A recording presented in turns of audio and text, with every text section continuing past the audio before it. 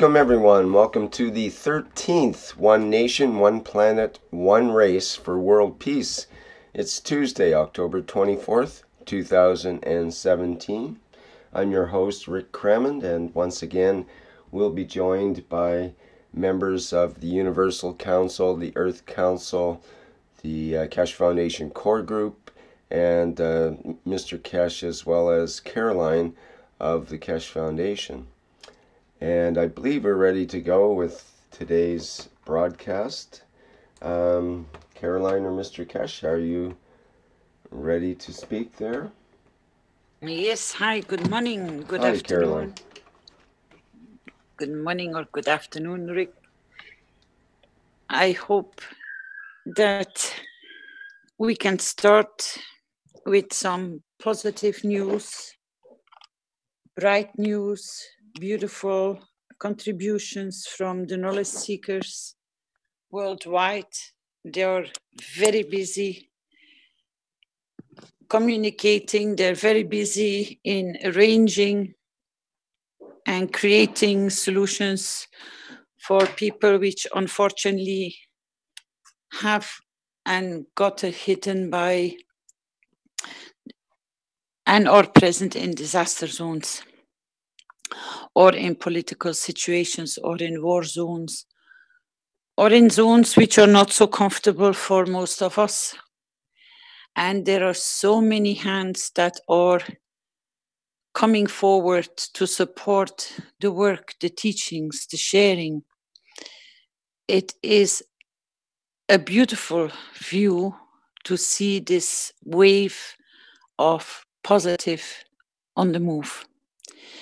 And it's not so much just to go and hand out food or just hand out something that only will last for those survivors or people in those kind of conditions for short-term periods. No, this time it's a move from the Keshe family as one to bring the knowledge that each one they reach will be taught to be independent, to be able to create whatever their need is at that moment, and then expand their knowledge to become as independent as long as they need until the country restabilizes itself and more other support teams are moving in.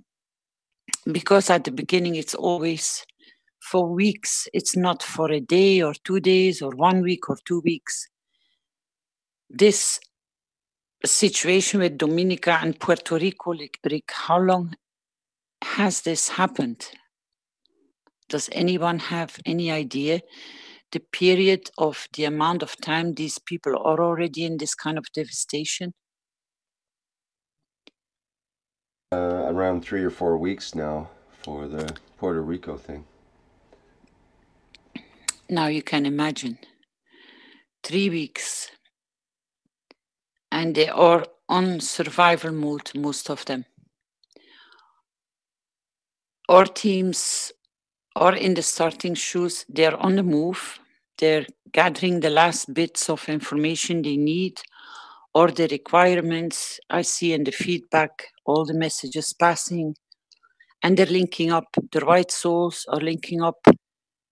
One is part of this, one will support the other side. The teams of the Keshe Foundation in the background, the IT people, the webmasters, the whole family is on the move to see where their expertise can be giving a push to the knowledge seekers that are on the move.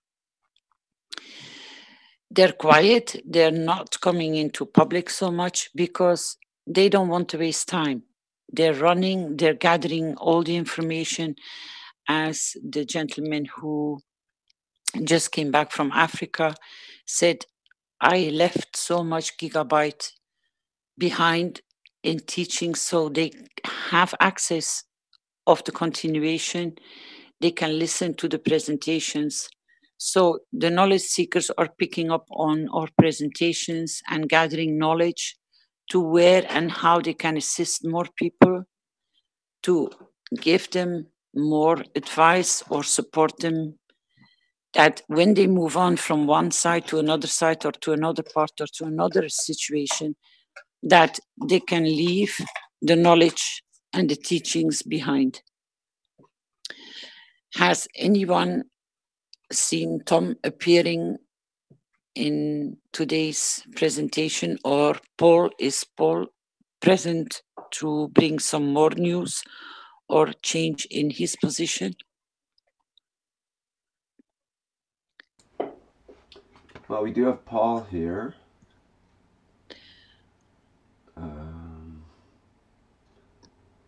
Paul, can you hear us? Do you want to try to speak? Go ahead. Does he have a stable line? Yes. Good morning, good evening. In short, Paul, Hello, can you explain how your situation has evolved, please? Yes, we can hear you, Paul. Okay. We go back to the normal situation, but in the background there is a lot of movement and manifestation that they have programmed for 31, 32, and then 5, 6 November. So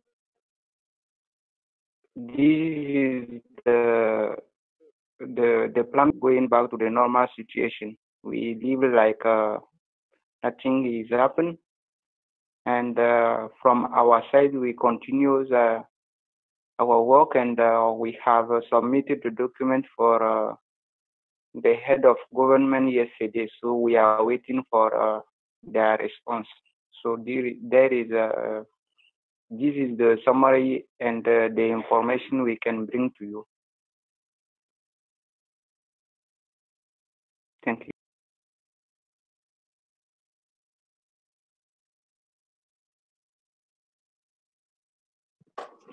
Thank you, Paul.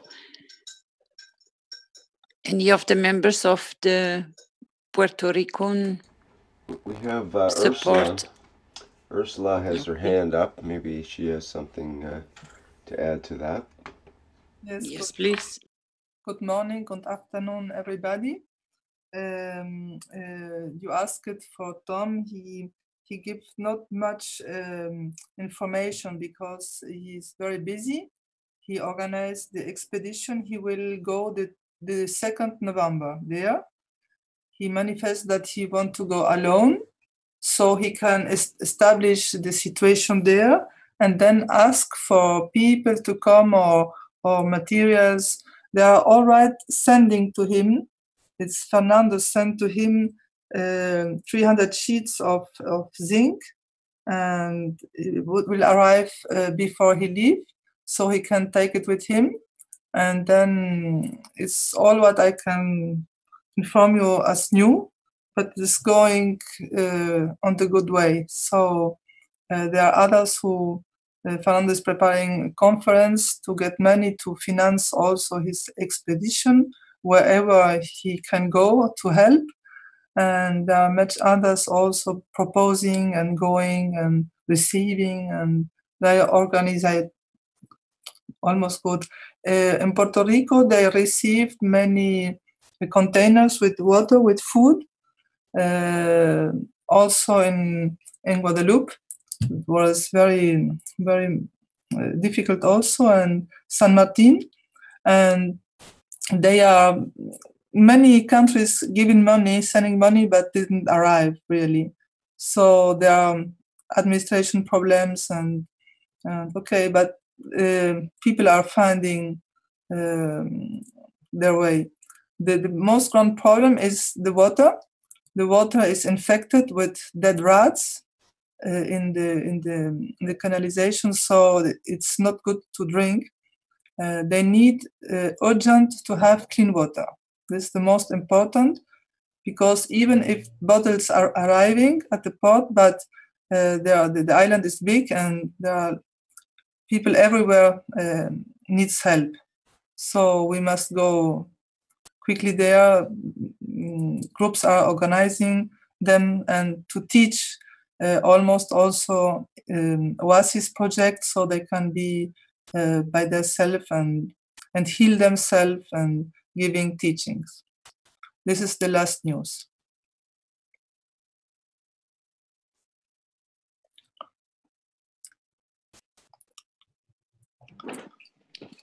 Thank you, Ursula.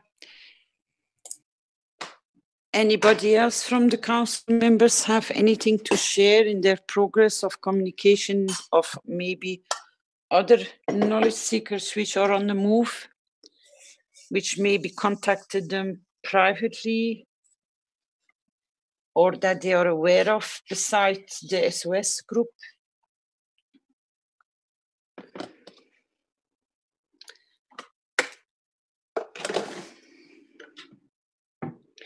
Or have any other members started looking in different directions of support beside Dominica and Puerto Rico? This is Mosfeq. I can speak a little bit about some of the things that's going on here.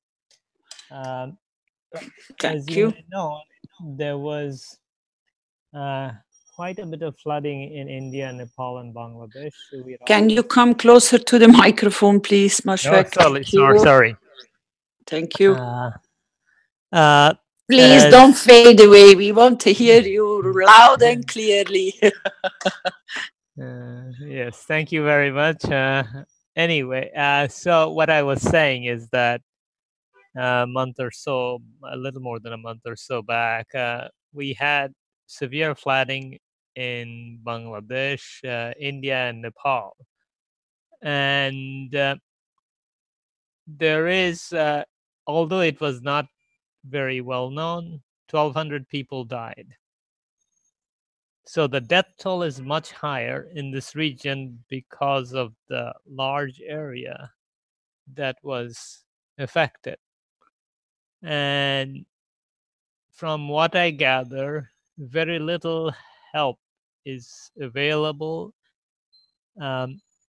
And I will go into a little more about how help is propagated in this kind of situation later on. But for now, and the whole situation has faded from local news as well as, of course, international news. But as floodwater recedes, the disease and the suffering is increasing. And there is not much activity going on from what I gather. I am working with few local organizations to get more information about this situation. We are slowly getting the communication and the way things happen in. I'm specifically focusing on Bangladesh because this is where I am right now. And the information flow is rather difficult, and the voluntary organizations are careful in where they want to go because there are elements that prevent this relief process to go through. So this is what we are looking into in the flood situation. So as is often the case, when the relief arrives, some of the elements that I'm talking about, they gained sort of power or political clout, whatever you may call it, from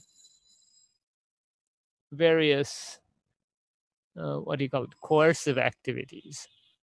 And they want to display their capacity to take what they want, let's call it that. When these reliefs arrive, whether from foreign sources or local sources.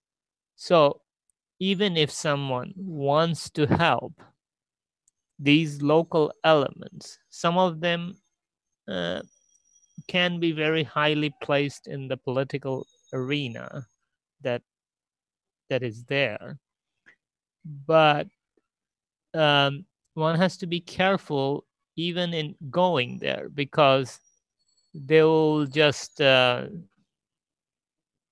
not let you do anything.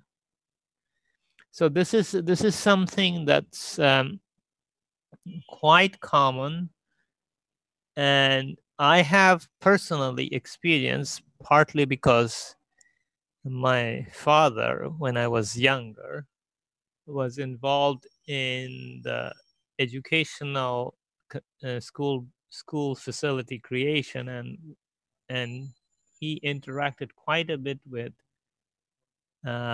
foreign aid, UN, UNESCO, and various other elements. And I know that there are many good people in these organizations who try to help. And in many situations, it was very difficult to get things moving because of these local elements. And so this, in the flood situation, it is not as bad in terms of, because the possibility of a big relief coming there is not there. So there is not much interest anywhere. So we are trying to find local people who have relatives, and it's a slow process, but we are going through it. Local people to get information about what the situation is. Of course, the communication is not great either. So in any case, so it's progressing, but it's slow. But we are getting information, and once we know how we can address the local coercive elements, the people that are trying to not allow this relief process to go through because they have their interest in getting piece of the action, let's call it that. So anyway, so I'm working through some local relief agencies right now to see whether they can help, and I'll inform everybody as we make progress. I don't think it will be very fast, but our experience will help us in future in addressing these kind of situations. So this is one aspect of the flood victims that have been affected because of the rainfall, heavy rainfall. On the other hand, we also have the Rohingya situation, which is people coming from Myanmar to Bangladesh. And the number is daily few thousands. And I mean, from what I gather, I think it's about 700,000 people so far. And these local coercive elements, which are forcing things to go their way, the reliefs, much more relief is present in this case. So the possibility of gaining through forceful methods is much higher. So as a result, various entities with power are there. And at the same time, we notice that the military is also present in helping the situation.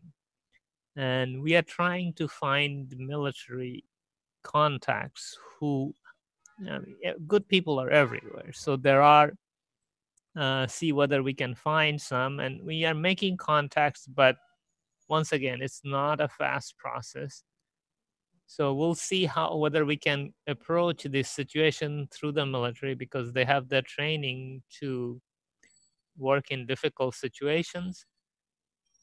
And we will try to access the Rohingya situation, although it's much more delicate in the sense that the forceful entities, as I was saying before, who route most of the relief their way, tend to come in the way. And one specific situation that's arising is that a large number of the Rohingya people coming in are little kids, and many of them have gone through very traumatic experience of their parents being killed or things along that line.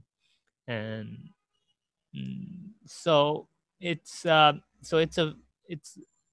the handling the children is also one of the big elements, especially emotional trauma,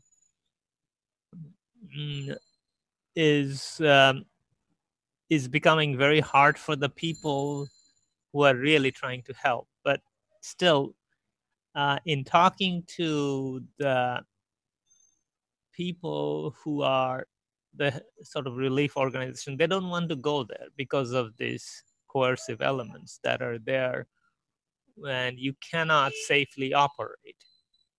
So in a way, the Togo situation where Paul is going through the military to access other elements of power is, I think, a very good approach, because they not only have sort of a power base, and there are people in there who mean well.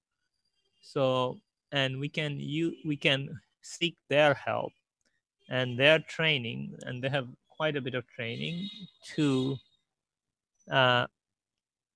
make our things available. It will take a little bit of effort. Still, we are in the early stage, but we're trying to explore these avenues, and I'm sure our experience and others' suggestions in these kind of situations who are listening to this will also be very helpful. But these are some of the things we are exploring right now, and both the situations are a little bit different, but there are a lot of similarities. And the experience we are gathering in Puerto Rico, Dominica, and Togo, all of them will be of help, because these kind of situation of elements that force the situation in such a way that the relief don't arrive is very common,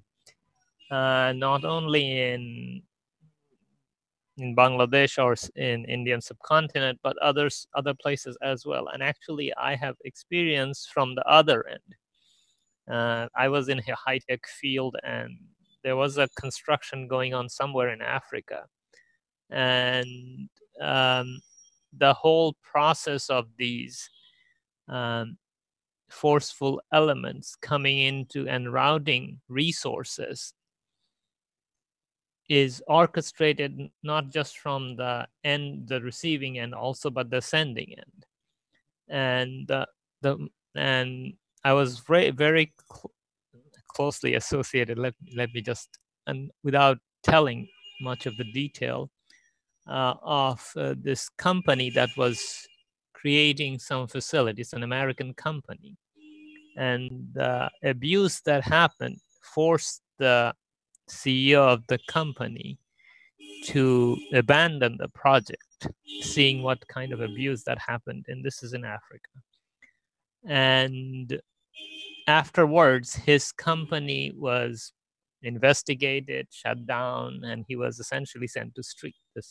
He was essentially became unemployed. Anyway, so the abuse happens from both ends, and we have to work sometimes not just on the receiving end, but the sending end as well. So I think right now, Mr. Keshe might have some good suggestion regarding the receiving end. And we know some from the organizations such as Red Cross, how things are done. And one can find out easily what percentage of the contribution go through. But Right now, I'm looking at the receiving end because that's where I am. And I'm trying to see what are the possible avenues peaceful avenues to explore to get this technology delivered to many very poor and people suffering at the extreme end of the situation as it develops. So any suggestion is welcome, and I won't be able to give rapid updates, but I'm trying to make progress, and we'll see what happens. Thank you.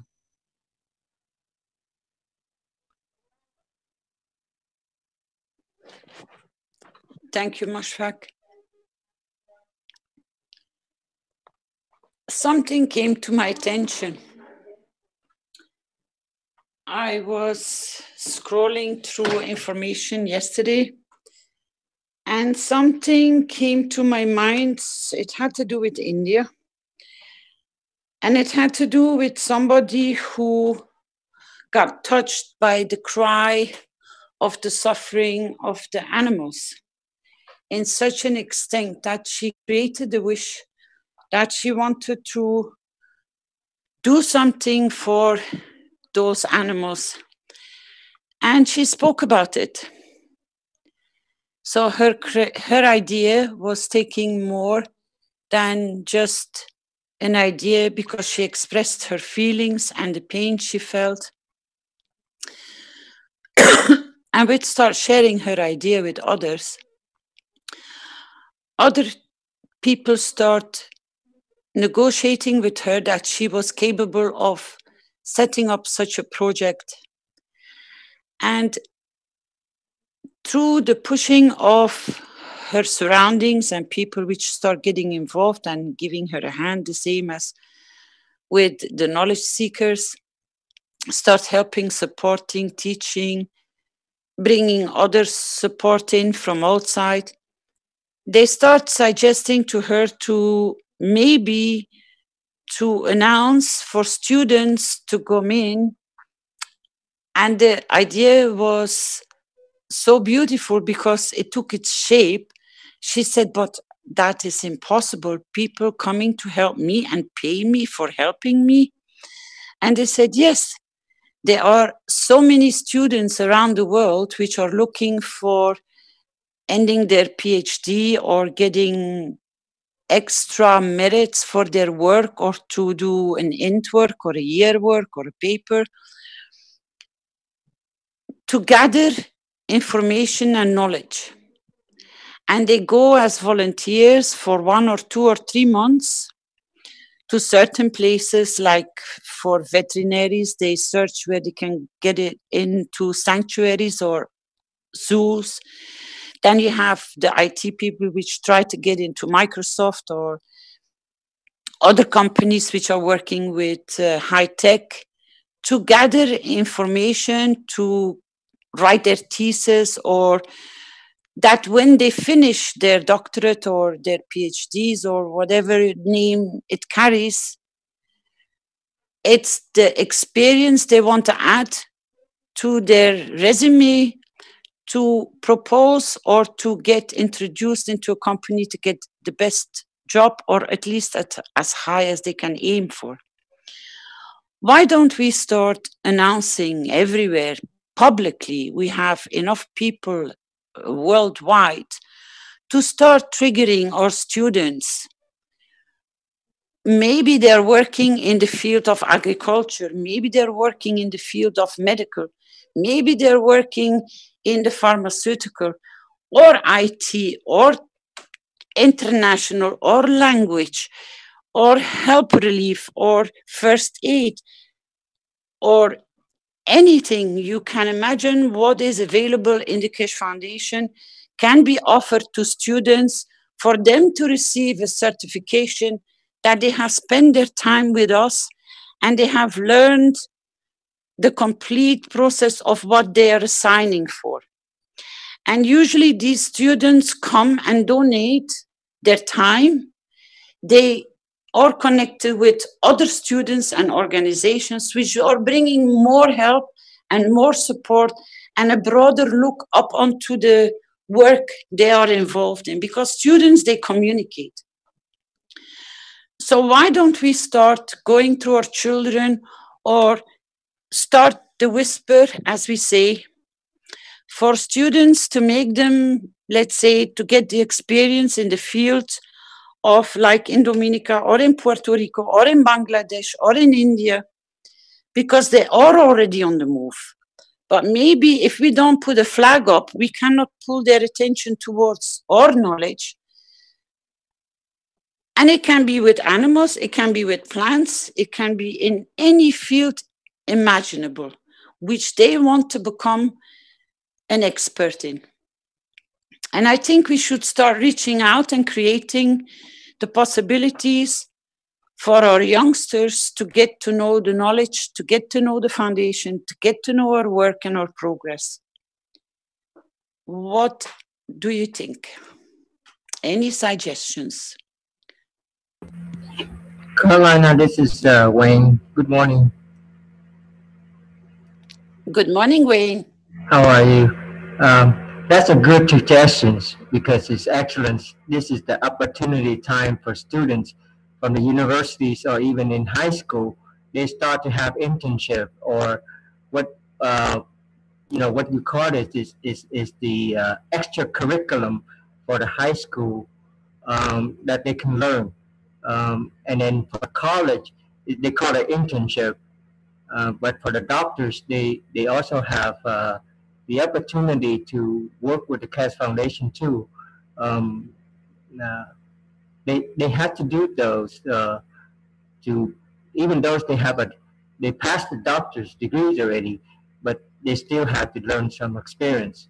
So this is the great opportunities for creating win-win situations, both for the students and the Keshe Foundations, and also for the people. So everybody is winning, not just take only, but they go and give whatever they have, the expertise. Because I know this because it's in the social work department, social work field. I have to do a lot of internship for free. The first year, graduate for graduate school, the first year is 16 hours, and the second year is 24 hours for free. So those internship is that what you learn. You go into hand-on experience, but also the opportunity to engage with the community. So in every field, we can offer that as the Keshe Foundations, and I fully support for that. And we probably have to come up with the plan and to register them and expand it. What can they share and what the Keshe Foundation can offer them too. So we create that kind of environment for everybody's worldwide. So that's an excellent idea. Thank you very much.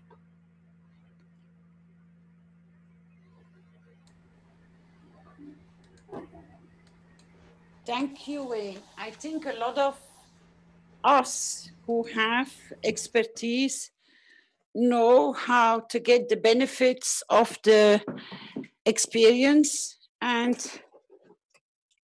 as we know, we are working in so many different fields. It should not be difficult to create and to put the heads together, how to be able to certify these students that they can work with the merits that they have donated to the foundation in one or another way.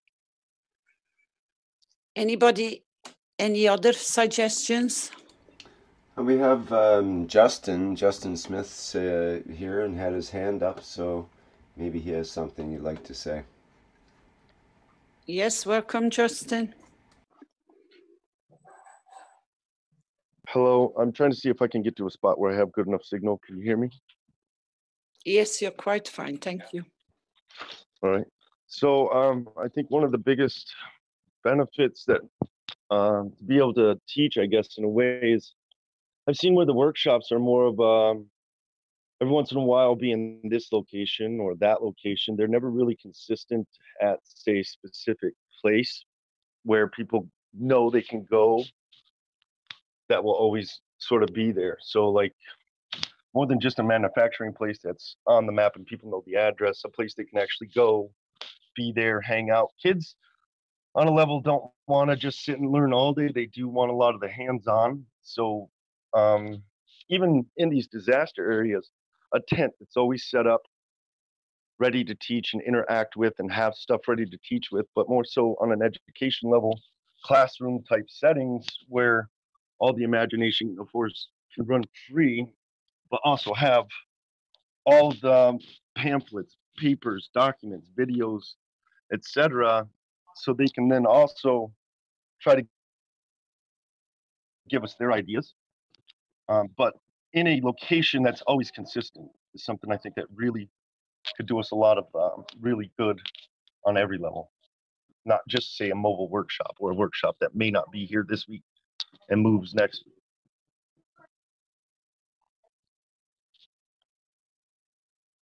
Justin, I think you maybe haven't been in the part. Ah, no, you couldn't. Sorry. I brought this I brought this request forward in my private teaching. I want to start, or the whole foundation, Mr. Keshe as well, a lot of knowledge seekers, or really trying to see where we can start a school. And I explained to them that I created the wish and I brought it into public to create one base for the foundation where children and parents can do, as we say, brainstorming, sitting down around the campfire, go from classroom to classroom in all the different topics. They can expand their knowledge. And I said, I don't want to carry this on my shoulders. I can initiate and we can support, but I am requesting for the knowledge seekers to gather the support in the wish to create, for it to open up the direction that every desire for and through parents to guide the children through this new knowledge, through a higher level. So you get your confirmation that it will get established. It is started, the process has started. It's just a matter of materializing, finding the perfect location where children can be happy, they have their freedom, they can go and experiment and really desire what they want to do, how they want to do. And it's a matter of it start to create. So I planted the seed and the seed is slowly growing. We are looking for the correct locations. We are not going to go for just one. We're just going to be very picky to make sure everything is there. So that point of reference will be created as a school where children and parents, because it doesn't matter your age to start. When you get intrigued, you get touched, you move on, you do more. And this is the beauty with this knowledge. It doesn't matter how old you are, you can start anytime, any moment, any day. And then maybe the knowledge seekers which come to visit and through their experience then can start setting up, most probably in more different places, a similar way of education center, but that people, as you said, know where to go. It's always there and the doors are always open and you're always welcome and you're always home because you walk into a family. Thank you. You're welcome. I really have been behind on being able to communicate, so I appreciate it. I'm not sure I want to put anybody out on the spot, but there's one of our friends in the background that is trying to put together something in Arizona. If you wouldn't mind speaking up for yourself, otherwise, maybe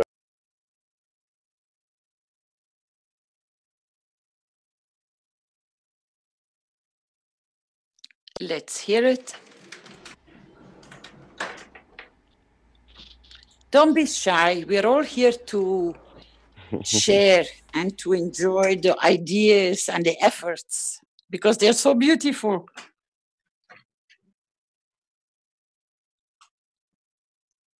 I'm just waiting to see if she wants to speak for herself. Hi, Carolina, and everybody. Tom Salas is present. So if you want to call him to share what he's doing, he is present. So he will. Okay, we wait a minute until Justin knows something about something, but maybe the person needs more time in progress, or she wants to communicate, or he wants to communicate first in the background before it comes into public platform. But I would like you to share if possible. I don't know your name, so I cannot call you up. Well, the idea is proposed as a nature preserve in Arizona. Ideally, would be much like what you've said, a place to go and share and have classrooms where there would be the outdoor type setting and everything with nature. And being that Arizona, one is really close, obviously, to the manufacturing facility, but also that the weather conditions are usually rather good. There's not too much snow all the time. The weather's not really ideally unhot. It may be warm, but it's not humid. So even the dry atmosphere, Arizona's a really nice location. It's also how to possibly get others involved, how we can go that direction. But Justin, in the background, we have been talking about isn't it too hot there? Justin, no, isn't not it actually. very hot? I'm sorry.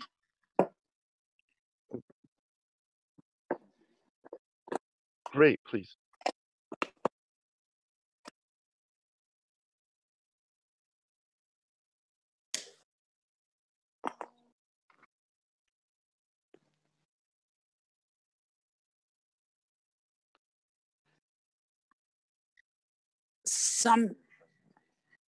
I think sometimes she can't talk online. I think that's her that's her problem. I think she sent her work through, and if this is the lady you're talking about or referring to, Justin, we received her idea, and Rick is about to present exactly it. Okay, so we are talking on the same line. Communicate so well, I think.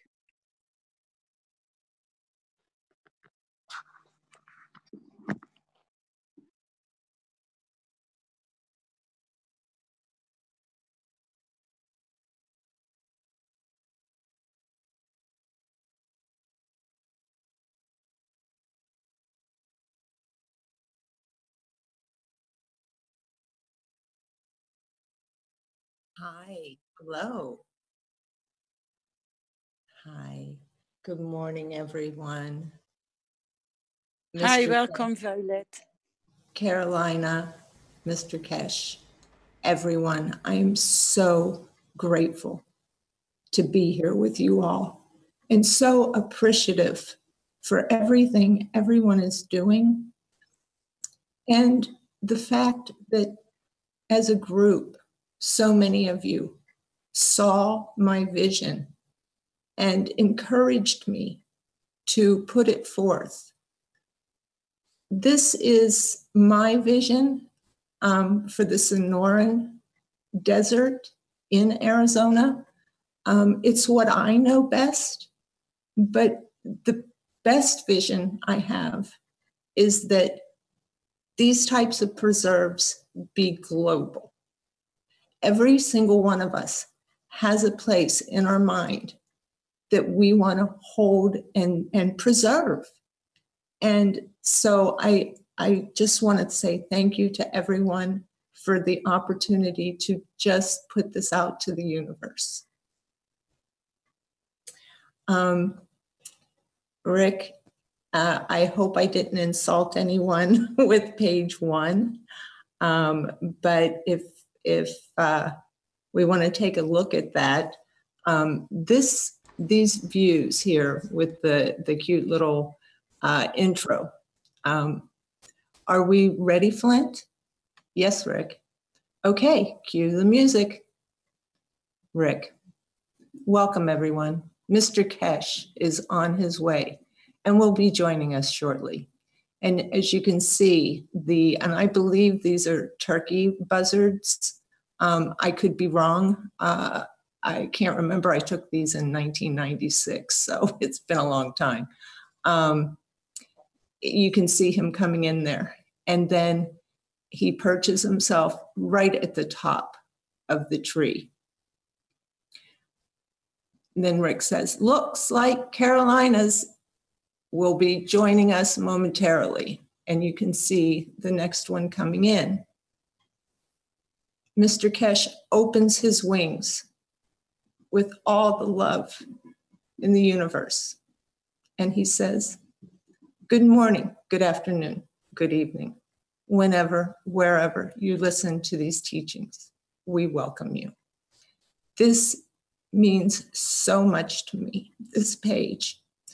I took these pictures as a series, and they've sat since 1996 or 97, and didn't know what they needed to go to. I knew they were special.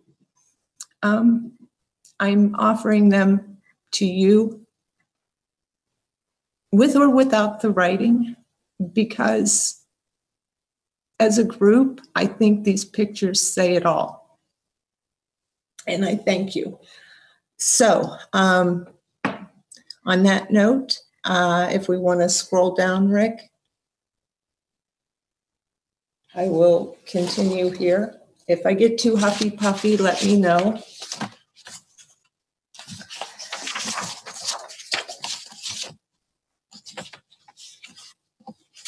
Okay, so with the visitor center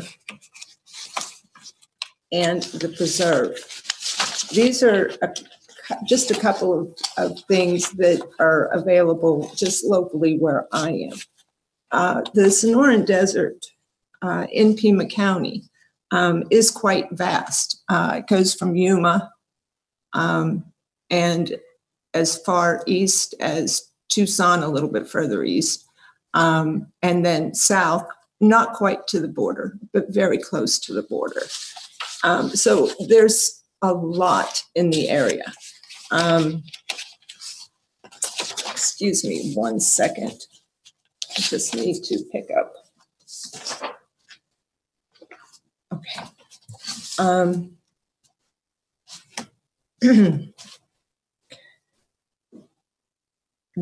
I've listed a number of reasons already why this, even with the pictures, why this area is worth preserving. Main thing is we still have land. We're one of the states that still holds on to a lot of lands that were initially given to the state from the federal government. A lot of that has steadily been released and is up for development, but we still have beautiful pockets where we can get nice areas to preserve, a chunk of land to preserve, be it an acre, be it 5 acres, 10 acres. Again, it's vast, and it is also very different in its climates. For example, the shots of the gathering, as those photos are called, that is from a mountain location called Mount Lemon. So there you're going to have your pine trees. We about 10 years or so ago had devastating fires up there that they've recovered from and are doing well. We had a couple of touch and go this summer that they got under control, but they lost the town. It's called Summer Haven. up there. There's a ski resort. It's a nice little area when you want to get away from the heat, Carolina.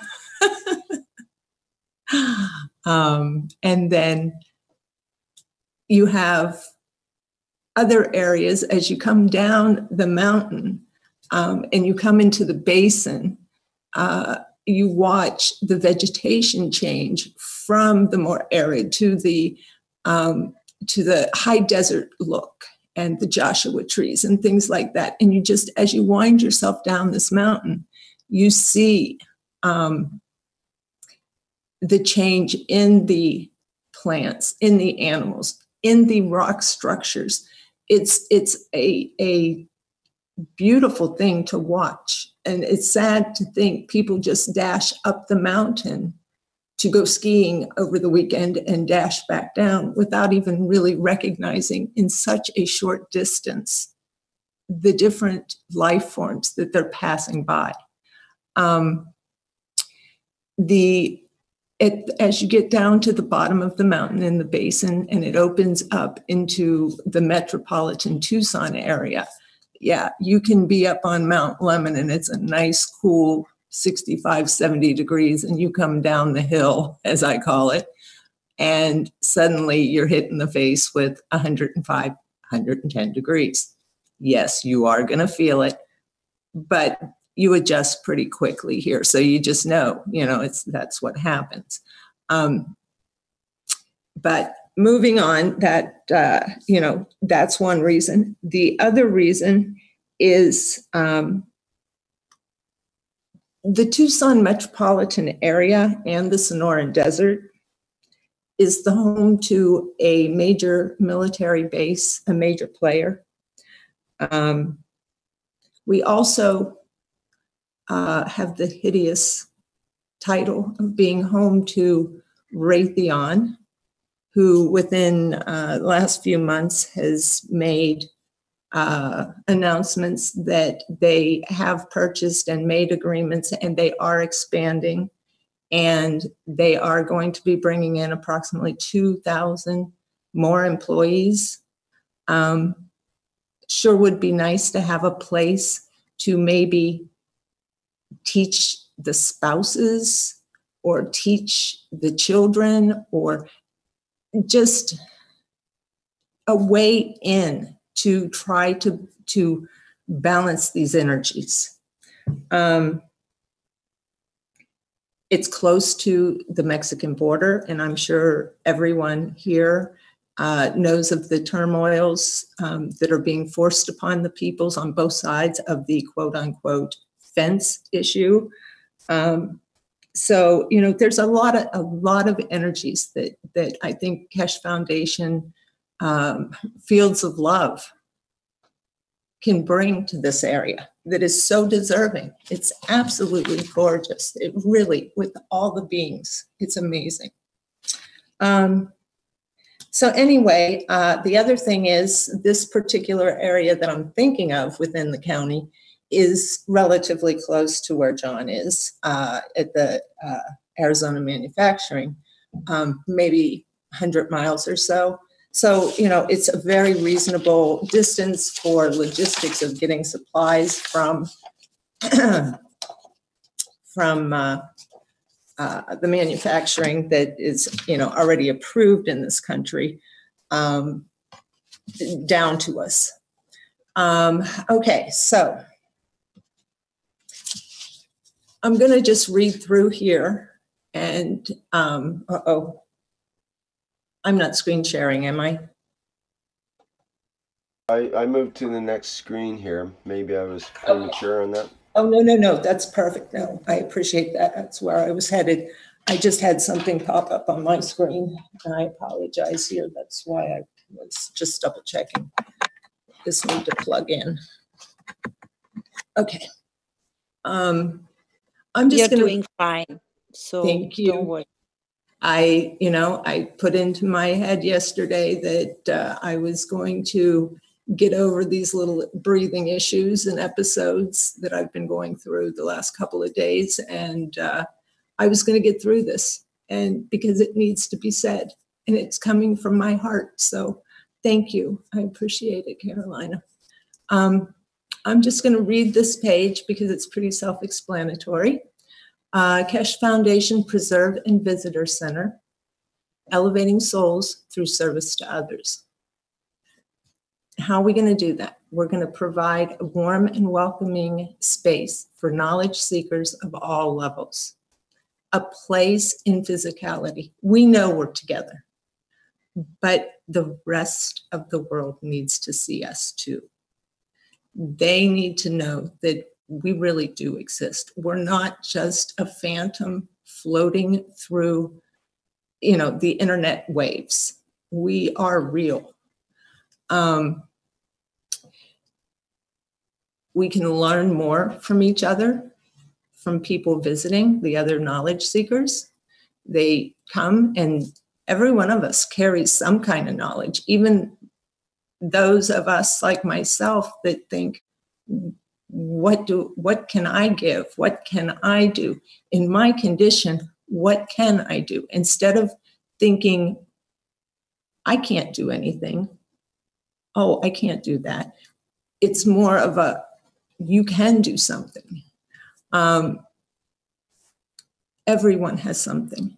You can teach in public, you can do private teachings, you can assist side by side with the local knowledge seekers on, whatever the daily task is. Are we harvesting something today? Are we having public teachings? Are we having arts and crafts class for kids? What are we doing? Working on special projects. For example, right now with, 2 teams heading boots on the ground in devastated areas. And yes, it's not pretty after I've seen typhoons and earthquakes. Everybody does. They think of them in the moment. And in the moment is bad and it's horrible, but it's in the moments after when they really need you the most. And it always seems to go that way for some reason, the short memories that we as humans seem to have. But anyway, I digress. The other thing is, as you come from different areas to share your knowledge, we're there for you. We can provide for you. Let's say that you just want to go on a vacation. You're in Michigan and you want to go to not the Disneyland that's in Florida, but you want to go to someplace in Southern California. And in your travels, we're right here waiting for you. You let us know that you're coming. You have your family, you have your RV, whatever it is. You let us know you're coming. And if you want to stay and hang out for a week, let us know in advance, and maybe you'd be willing to do a public talk. Better yet, how about a private teaching and really amp up the knowledge seekers that are working so hard locally to re-energize them, and then you can carry on to whatever your next mission is. Boy, it sure would be great for Tom and all the others that are, boots on the ground when they get back, to have a place where they can just go and let their hair down, so to speak. Anyway, it's also a place for that wonderful, inquisitive public. They see things like, hubs of activities and things going on. They want to know. You know why? They want to know because it's not possible to have anything good. What's really going on? What's really going on behind those doors? We're trained to be skeptical. And again, with a physical location, we're showing them that we're not just flighty internet waves. Okay, oh, I'm sorry, Rick, if you want to go on.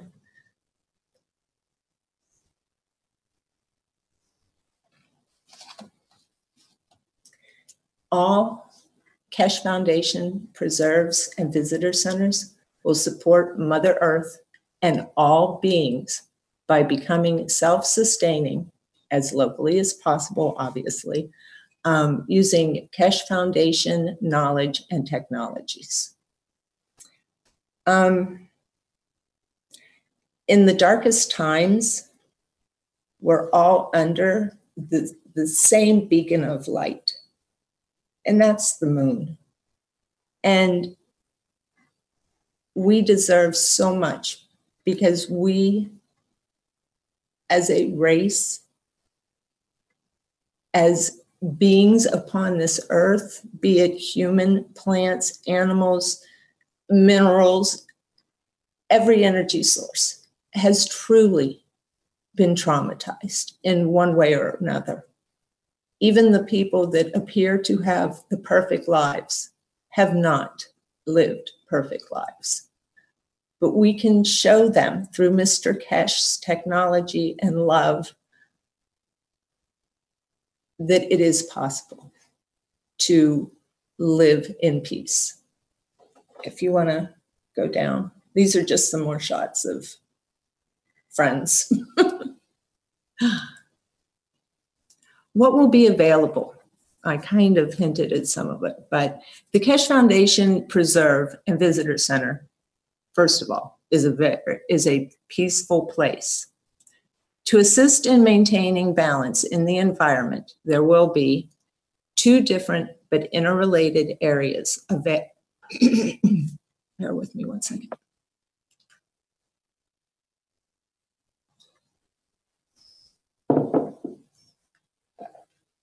Thank you, excuse me. There will be 2 different but interrelated areas available at each Keshe Foundation Preserve and Visitor Center. First will be the areas for One Nation ID card holders, and then the second area, much smaller, a limited access area for the general public and unescorted non-Keshe or knowledge seekers, those who haven't even signed themselves personally to the World Peace Treaty yet. So while we're not really segregating, we are protecting. Again, we want to be open, we want to be transparent, we want to be loving, a haven for happiness. But we also know what humans are capable of. So, this is the only reason. And it's obviously my wish that the people who come and are in a limited access area come to some public classes, get involved, and then they can move on to being a One Nation ID card holder or maybe a 3rd level or whatever we need to do. But that's the basics. Rick, if you want to scroll down. Thank you. Available for the One Nation ID card holders, housing, number one, a place to hang your hat and lay your head.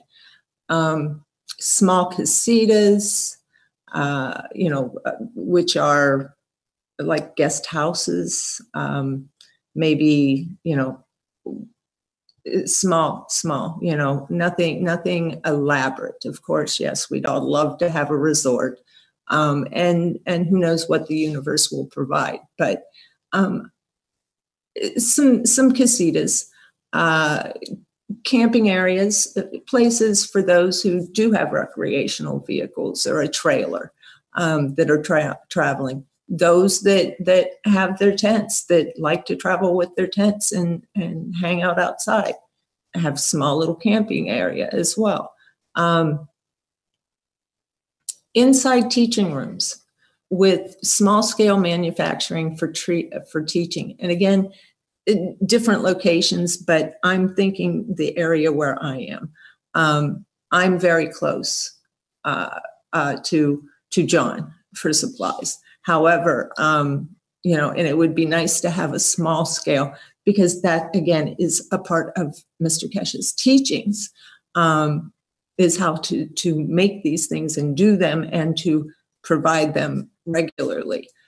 So we could have them for teaching. We can also have them, the manufacturing, in areas where we don't have a manufacturer yet. At least you would have something in real time going on in another area. Multiple greenhouses for food and teaching aids, pretty self-explanatory. An amphitheater for outside teachings and festivities. Obviously, some areas may not want to be outside. Rick, I think you're probably just about ready to get cold about now. For us here in the desert, we only have a few days of very cold. A lot of things are outside. Our hallways in our schools, for example, which I found interesting, compared to the East and the Midwest. Out here, our schools are flat and have awnings that go between buildings, instead of having buildings with interior hallways. Very different. So having an outside amphitheater isn't the major thing that some people may be envisioning. Walking trails, places for meditation. I'd love to see either a small reflecting pool or a water wall. Again, in the desert, not a lot, but something that brings the water presence into the trails or the meditation area, without it being a swimming pool. And open areas for picnicking. Not that there's anything wrong with swimming pools, by the way, but it's a different mindset. And open areas for picnicking and, just hanging out and enjoying. The big one, you always save the best to the last. We need an area for the animal creatures that are part of the Keshe family when they visit the preserve with their humans. So you don't want to be traveling with a horse and not have a place for it. You don't want to be traveling with your dog, your iguana, whatever it is. So, Rick, if you'd like to move on to the next page.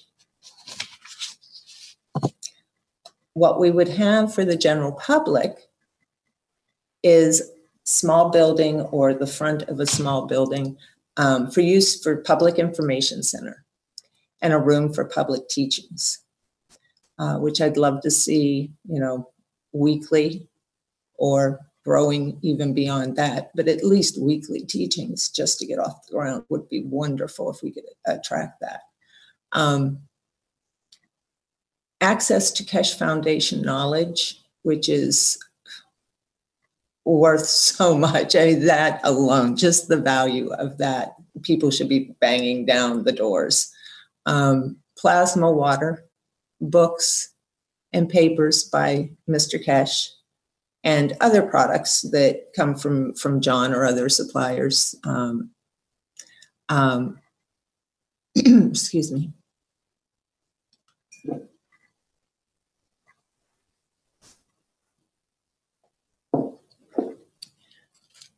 Of course, being able to get gains and anything else that we can, the t-shirts that I'd love to put together for the teams, but anything that you would put into a gift shop to interest the general public. Tom and some of the others make beautiful, beautiful jewelry. Things like that. Courtyard area with portion of walking trail to sit and relax while they read the information I'd love to see people walk out the door with a couple of Mr. Keshe's books in hand and walk around the corner and sit down and start reading. Put the book down, pull out a pen, and sign the World Peace Treaty. I would love to see that happening. Next page, I'm sorry, I go to click and it doesn't go. Thank you. What more can be done to spread peace from Keshe Foundation, Preserve, and Visitor Center? Regional readiness resource for the Keshe Foundation relief teams, providing a ready stock of basic team items on hand when called to assist. And I really can't stress enough how my heart just embraces all of you that have jumped on this idea and just took that bull by the horns and looked it in the eyes and said, we will help you. And they're gone and they're doing it. And we need to have a place when they come back that they can rest up a few days. Thank you, everyone. The Keshe Foundation Preserve and Visitor Center will host a monthly or seasonal farmers market or food exchange to offer any excess foods that have been grown in the greenhouses to the local peoples. Envision with me, please, adults and children of all ages doing a type of arts and crafts style classes using Gaines kits, growing larger and stronger fields, the plasma fields. I can see beautiful colors just emitting from the property as families are having a good time, laughing. You know, let's do this. Let's make bracelets. We're gonna make, you know, something like that. The kids love that stuff. But of course, you dare not approach a child unless you have the parents' involvement. So to get the parents' involvement, we have to get their attention. Eventually, you know, the schools, the teenagers, word will spread. But, you know, we need to get to the young ones from the standpoint of before they are so deeply jaded, before the traumas are as bad as ours, and give them a place to be themselves. Okay, so family, friends, and neighbors, all brothers and sisters, learning together how to balance the soul of the man, Mr. Keshe, at the Keshe Foundation Preserve and Visitor Center, as more and more souls come to know the truth of all things. Peace is available now to all. And then I encourage you to add your wishes here, because the list goes on, as do the good works for peace. Rick, if you can go down. Thank you. Before closing, I do want to remind everybody that we are, in and of ourselves, little individual Keshe Foundation preserves and visitor centers. So keep doing what we're doing and just think, what do you want to preserve? And come together. And we can do it in small scale. We can do it in big scale. We can talk, you know, how can somebody that wants to live in a certain area and somebody that's in another area wants to live in a certain area, can we live together? This is a great experiment. You know, we're teaching, we're saying that we can do it. Let's show them we can do it. We are one nation, one planet, one race. Each area will have different ways to make this happen depending on local land issues. I have multiple ideas that, you know, I'd love to work with any of you on. Thank you, Mr. and Mrs. Keshe. I cannot express my gratitude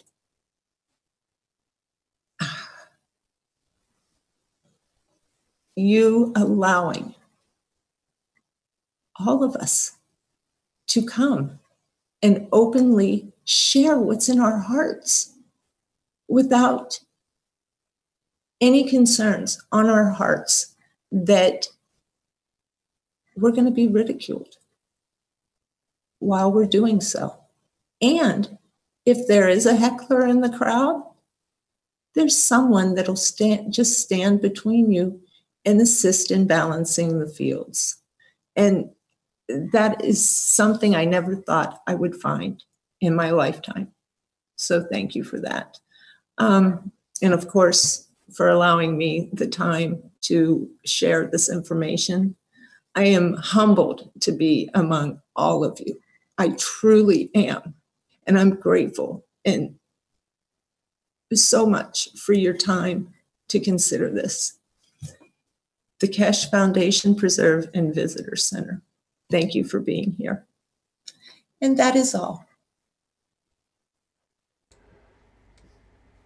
Thank Questions? you very, very much, Violet. That was a great presentation, I think. Thank you.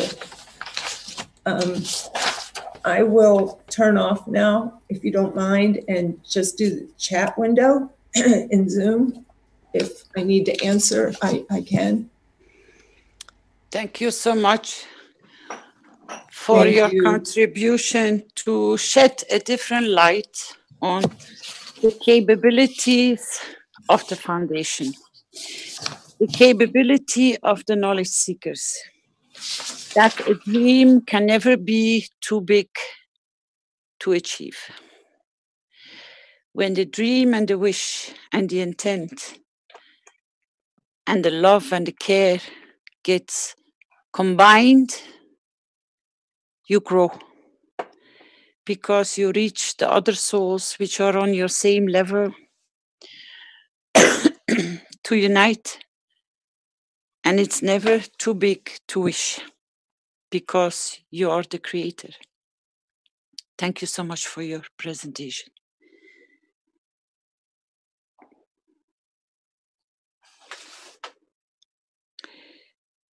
Maybe we can bring Tom with some good news. Is Tom still present, please?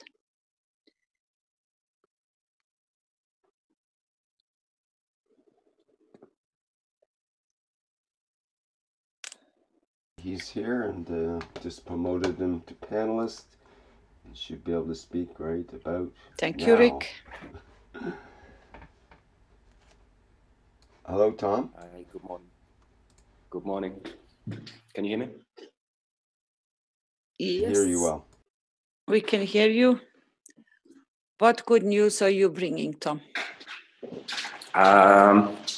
Firstly, I'd like to say that idea is a wonderful one. I think you've got more people than maybe you realize who would resonate with that kind of way of spreading the knowledge than through, what's the right way to say it? Through techie ways of working, which I realize are relevant. But if you can work through the earth, through your teachings, I think you will find you'll get flooded with people that want to involve into that. So it gets my vote. I think that's a great idea. Thanks for the presentation. Okay, yeah, we have. I can give you a little update on what's been going on. So we're trying to organize the whole plasma relief concept, and it seems like we're getting people interested. It seems like we have people. Oh, hold on a second, just one moment, please, so I can close down my Facebook because it's going ping, ping, ping in my ear. Just 1 second.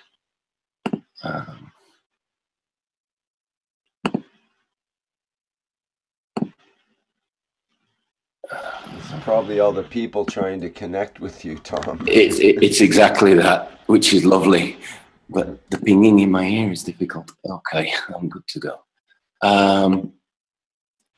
Yeah, so it looks like we've got people who are interested from all over the place. So my recommendation is that we put together a little form for folks to fill in to get an idea, because at the moment it's piles of people asking and saying what's going on and how can we help and whatever, and that needs giving a structure. So I think we need a little system in place where we can categorize who is who, what location are you in, what languages do you speak, what's your skill set, where are you at with plasma knowledge, what's your availability, do you have medical skills, and this kind of thing. And I think if that's probably the best way to go, if we get people to just apply as volunteers, if that's the right word, and then we'll be able to structure it. And then I think probably the best way to go is to start working regionally, put together teams. You know, we've got 7 continents in the world, and it would be great to have 1 or 2 teams in each part of the planet, so that if they're available, they can get up and get going where they need to be, and it'll be easier to coordinate. And we can't have, it would be difficult if we have a team from Russia going across to Africa, you know, to try and help. We're going to find there are language barriers, and it's maybe going to be more complicated than anything else. So I think if we work regionally, then that's the way to go. And so, yeah, I put that was my recommendation. I let Ursula know, who was asking me on behalf of the Universal Council what they can do to help. So I think that would be great if we can put together that document. As far as Dominica goes and Puerto Rico,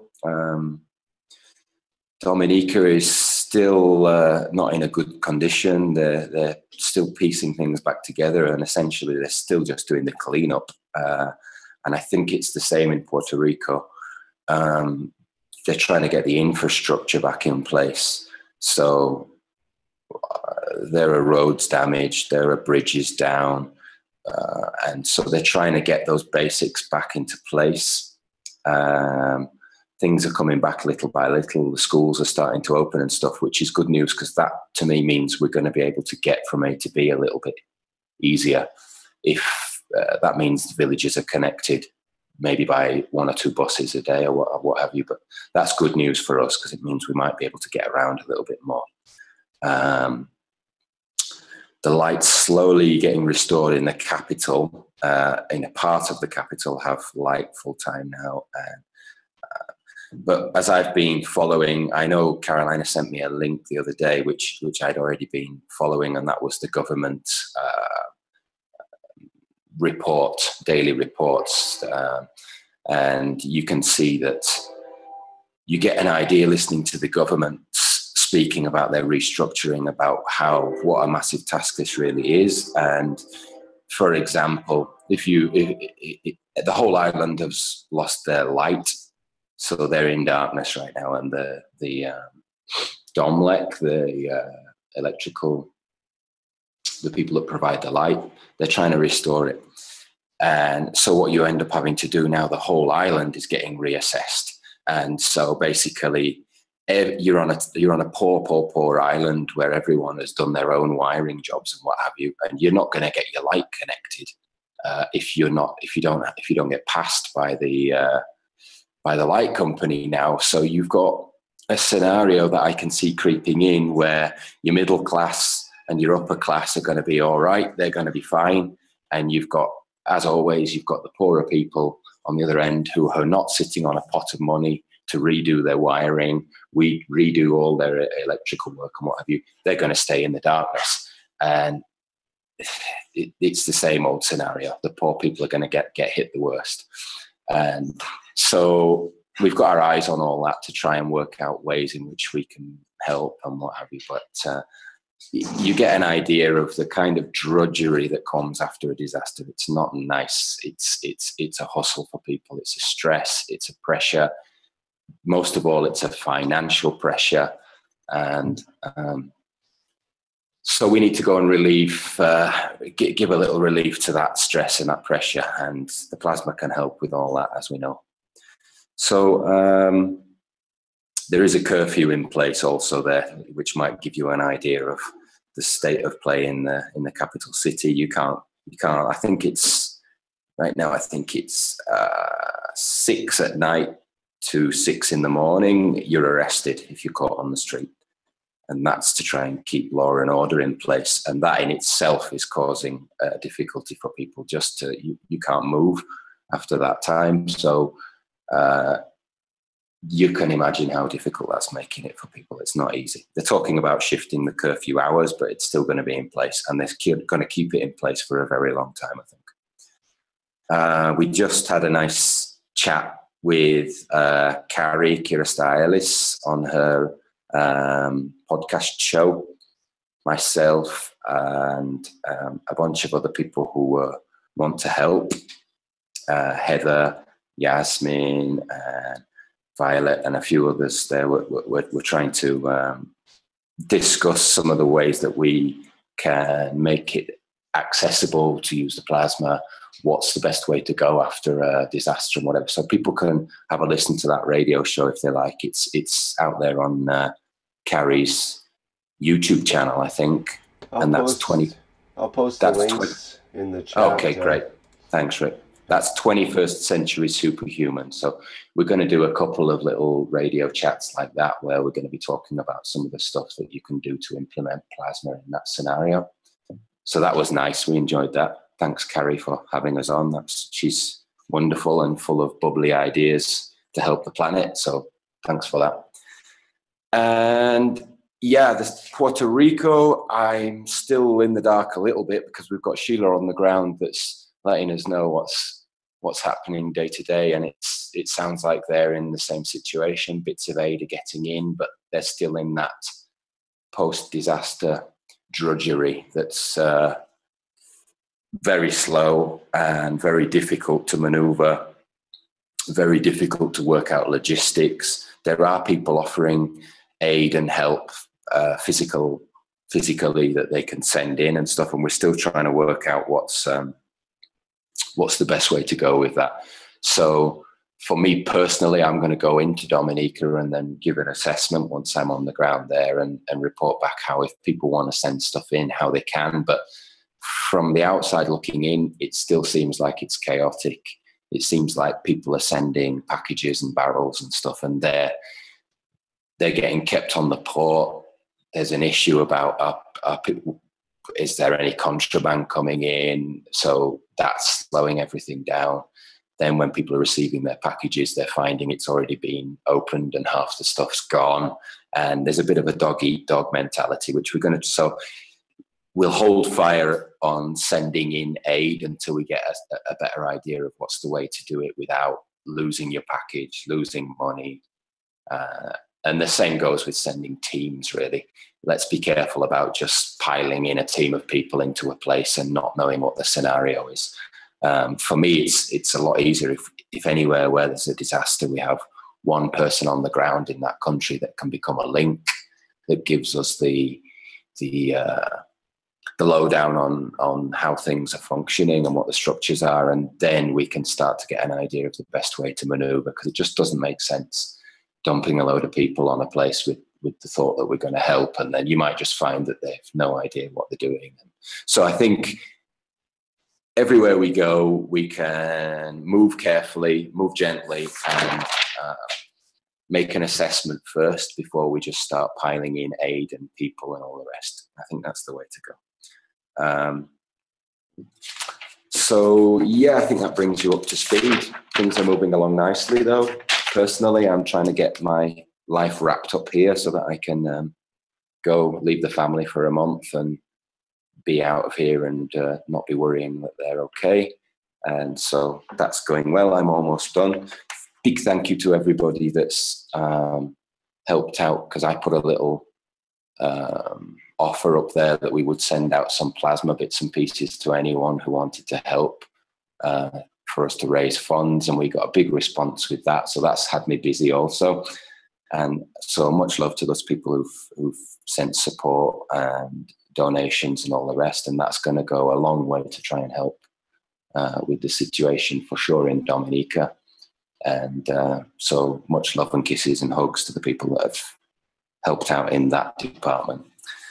And yeah, you're up to speed. So thanks for that. Will we get regular updates with you, Tom, or it'll just be when you're able to get to internet connections and so on? Yeah, it's gonna be according to being able. As soon as I can get to a connection, I'll be in touch. And it's still a bit sketchy out there, and I think probably it's gonna go as they're saying. They're trying to get light connected in the capital by the end of the month, which sounds great. And if that happens, then I'm presuming there's going to be easier access to an internet connection once we can get to the capital. I'm not going to be based in the capital, but I'm going to be based maybe by car. It's only going to be about 15-20 minute drive outside the capital. So if I can get down there, and if the roads are starting to get cleared and open, then I'll be down reporting. I'll be able to do that, hopefully on a daily basis, but we'll see. There are lots of unknowns at this point in time. And I was trying to quantify as well my own expenses for being there, which is quite difficult. We're going to have this same scenario with any teams that we send out around the world. Quantifying the cost of things in a post-disaster area is quite tricky, because you've no idea the cost of food. We do know that the cost of everything inflates, and people who are running shops are doubling the cost of everything, obviously for reasons that they need to make sure that they're importing stuff. And it's a little bit of a tricky one to untangle, because inflation goes flying through the roof after a disaster. But hopefully we find a way. I think that's going to more be the case also if we try and send teams in straight after a disaster, which, yes, it's relevant, and yes, you need people on the ground to try and offer what medical assistance they can give. But in that chaos, straight after a disaster is when it's trickiest to move. So I think we're going in at about the right time now. We've got 1 month after the disaster. Obviously, people have died, people are injured, but it's still very relevant, the help you can go and give. Because somewhere like Dominica, I know I heard a report from, I think it was the Prime Minister, that said 50,000 people are displaced, which out of a population of 70,000 gives you an idea, So there's still lots of work to do, but it's a little bit easier maneuvering, let's say 2, 3, 4 weeks after the initial disaster, than trying to get people in straight away, because that is just like, everything is unquantifiable at that point in time. But so there's my little update. If there's any questions, I'm here, happy to answer. Over to you, Rick. Okay, thank you very much. Is there any questions? Tom, I have a question for you.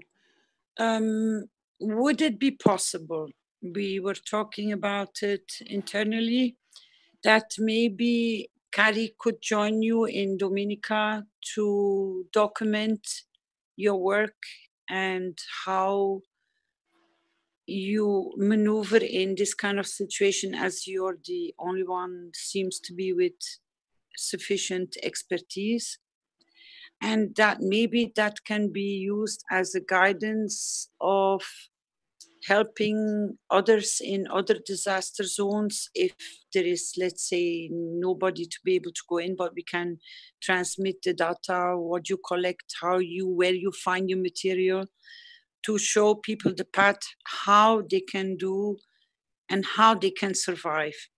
By talking and us printing all the guidelines out might sometimes not be sufficient enough. But when people see where you get the material, how you find it, and guide them through step by step, a lot of people might be able to find their way on their own without even having anybody near them. Because apparently in this communication with Carrie and Heather and you, a lot of these kind of topics came up. So a lot of questions and answers are coming, which are opening our horizon as well, to look deeper into guiding people where they literally can find the basic material to for them to become at any use in these difficult situations. Yeah, I agree. The more if Carrie could, if Carrie could follow you on your path, and she's a survivor, and she's a very good documenter, then maybe a lot of people might have a lot of benefit of this kind of documentary. And it also can then be used in the teachings and presentations for people who come online or know something in a situation, that they can apply this for themselves as well. Yeah, it's a good idea. I'll talk to Carrie and see if she's into the idea, because I'd be happy to have her along. It's a good idea, because I already have her agreement. Okay. Well, I'm happy to have her. I'm happy to have Carrie along. Me and Carrie get along well. She's cool, and she's somebody, and this is relevant. She's somebody who's lived in that. I don't like to use the word third world. What's the right term? Who's lived in those basic conditions, let's say, and you become much more aware of let's just say somebody who's come from the privileged first world, drop themselves into the less privileged scenario. They might just be overwhelmed, and especially in that disaster zone, it's something we have to be very careful. Can you hear me now? Yeah, we can hear you fine at this end. Okay. So yeah, I was just saying that a little bit of know-how about it strikes me that we've got to not take people out of their environment that they know and are comfortable with, and drop them into an environment that they don't know, and that maybe is just going to, because that disaster scenario is not a pretty one. And so people have got to be pretty hardened and ready, and not be too much out of what they know already. Like, if there's a team in America, great. It would be great to send them out to the relevant places in the States. If there are teams in the Caribbean, it would be great to send them out, because they're not out of their environment. Like, there was talk of sending a Romanian team over to Dominica, and I'm like, yeah, that would be lovely. But I don't want a team of 4 or 5 guys and girls who are just, the environment is so foreign to them that they're lost and they can't communicate and all that. So yeah, I totally agree. It would be very good to be able to document what we do on the ground and make that a little blueprint for what people might encounter. It's a great idea. I would do it also if Carrie's not able to be there, then I would also do the same thing, because I'm all right. I'm comfortable with making little videos and stuff as well. So, but if she wants to come, yeah, wonderful. She will most probably, and she can find her way, and she will make her way most probably very faster than you can imagine. But for the Romanian team, I would not write them off. I would send them to a more comfortable situation, which is not comfortable, but it cannot be misinterpreted. But I think Puerto Rico will be more for them to be able to work in than Dominica. Because I know from your previous situations, Dominica is, first of all, is not safe. It's not a safe environment. You have to be on your guard 24, day and night, because people just take, it's an instinct of survival, and that instinct is working more than being respectful and civilized. And I know you deal with these people. I know you find your way with it. I think you will be a great team with Carrie, and I think any other team to start in Puerto Rico and then feed back to the foundation, because they will be more comfortable in Puerto Rico than in Dominica. Yeah, the last thing we want is to people go in and start to look like targets and start to... and that's what they will... That's how they will look. Yeah, and if you have to start babysitting or looking after people which have no experience, I prefer not to. Yeah, and it can slow you down. And I think it's relevant sending teams in like that, perhaps as a support team, once the little base has been established, once you've got, once you've done a little bit of groundwork and you're a bit more we know what's happening on the ground. I think then is the right time to start thinking about sending in these teams once there's a little base established and all that, so that there's a little safety net. But sending them in initially might be a little bit iffy. So I agree with you on that point, yeah. I think you have to create your safety parameters and then give the feedback when it's okay for you, that you can even keep the knowledge seekers safe in their work. Yeah, yeah, exactly. And what about a system I understood.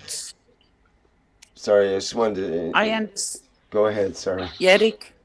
I just wanted to ask, it's okay, Rick. I wanted to ask about, like, what about high-tech systems in that kind of situation, like a satellite phone system, which, you know, could be a couple of suitcases worth of equipment and expensive equipment. Would you want to, at what point would you even want to consider bringing that kind of gear in, or would you?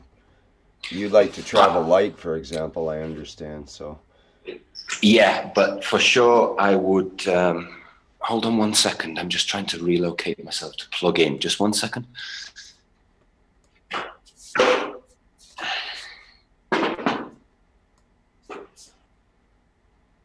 Okay, I'm here. Yeah.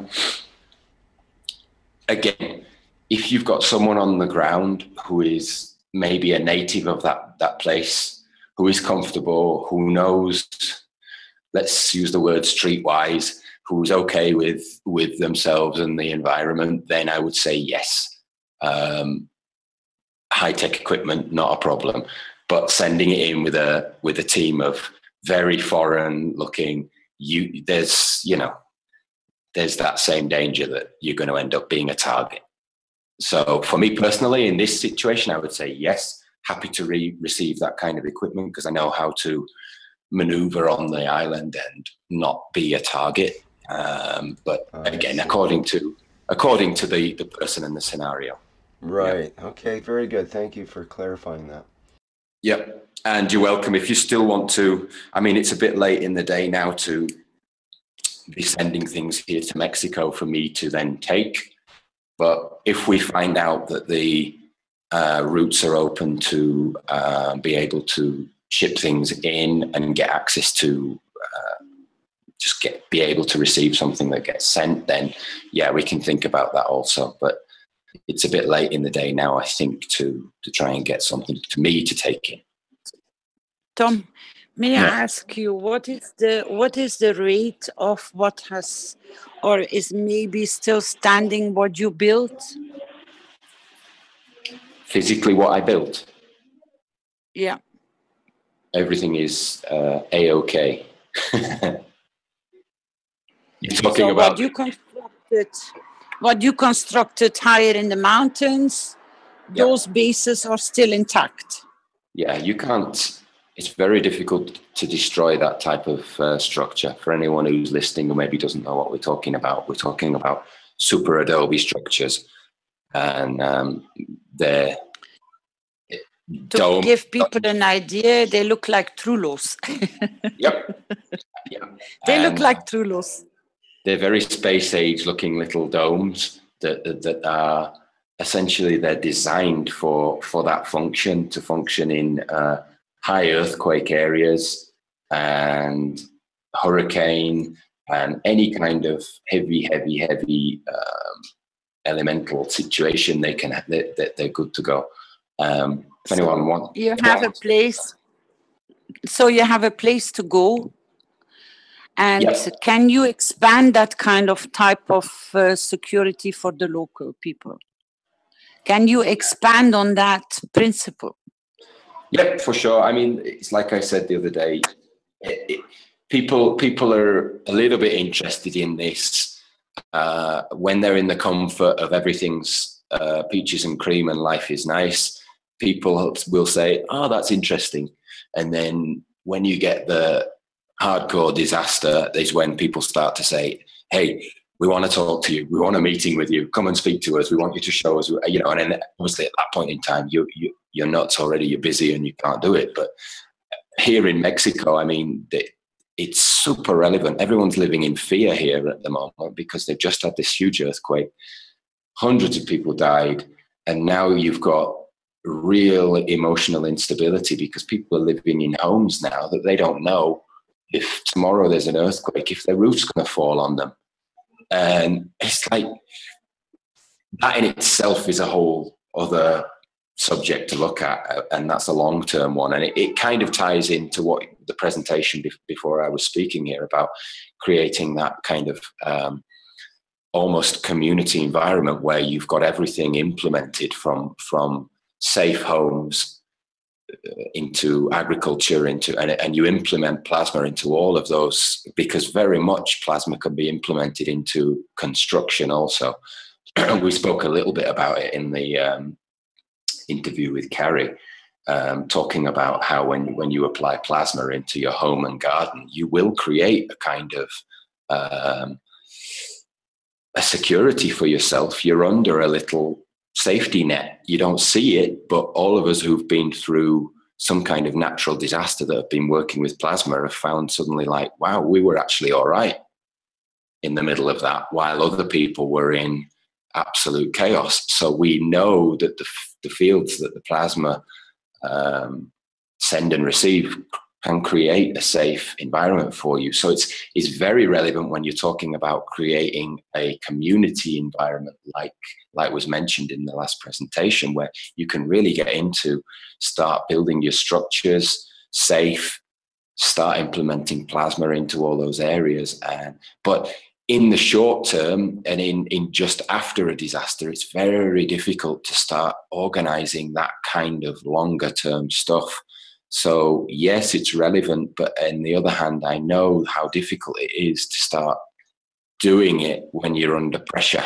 It's a job that you've got to try, and it's a long-term job. So you've got to try and get that stuff organized while you're not in chaos. Tom, I have a question for you. Maybe an idea. If you most probably will bring Carrie to this area which you already built with the local people, and which is those safe domes, I call them. Would it be possible to gather your knowledge, which you took pictures and you know the full A to Z construction of those buildings, to pass this knowledge to Carrie, that she can bring it out as a documentation?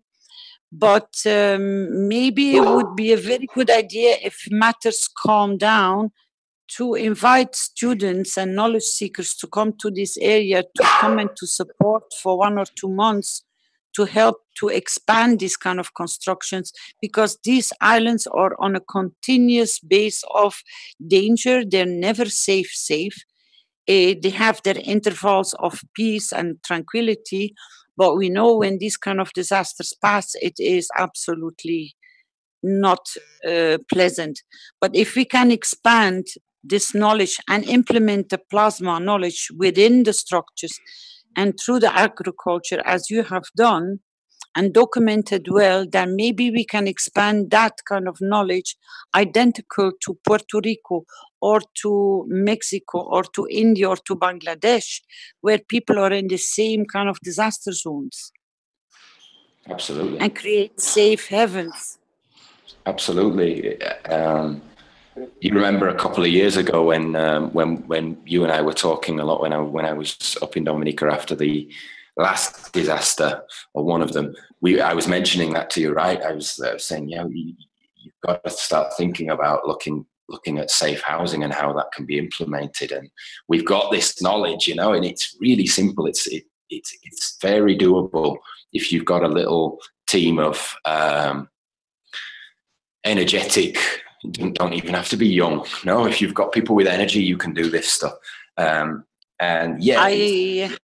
I have this in mind, Tom, because I know Italy is going through trembling zones and episodes as well.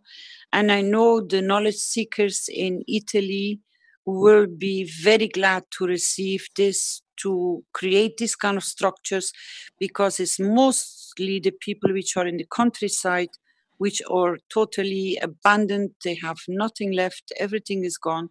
And they have to survive in tents. And the winter is coming.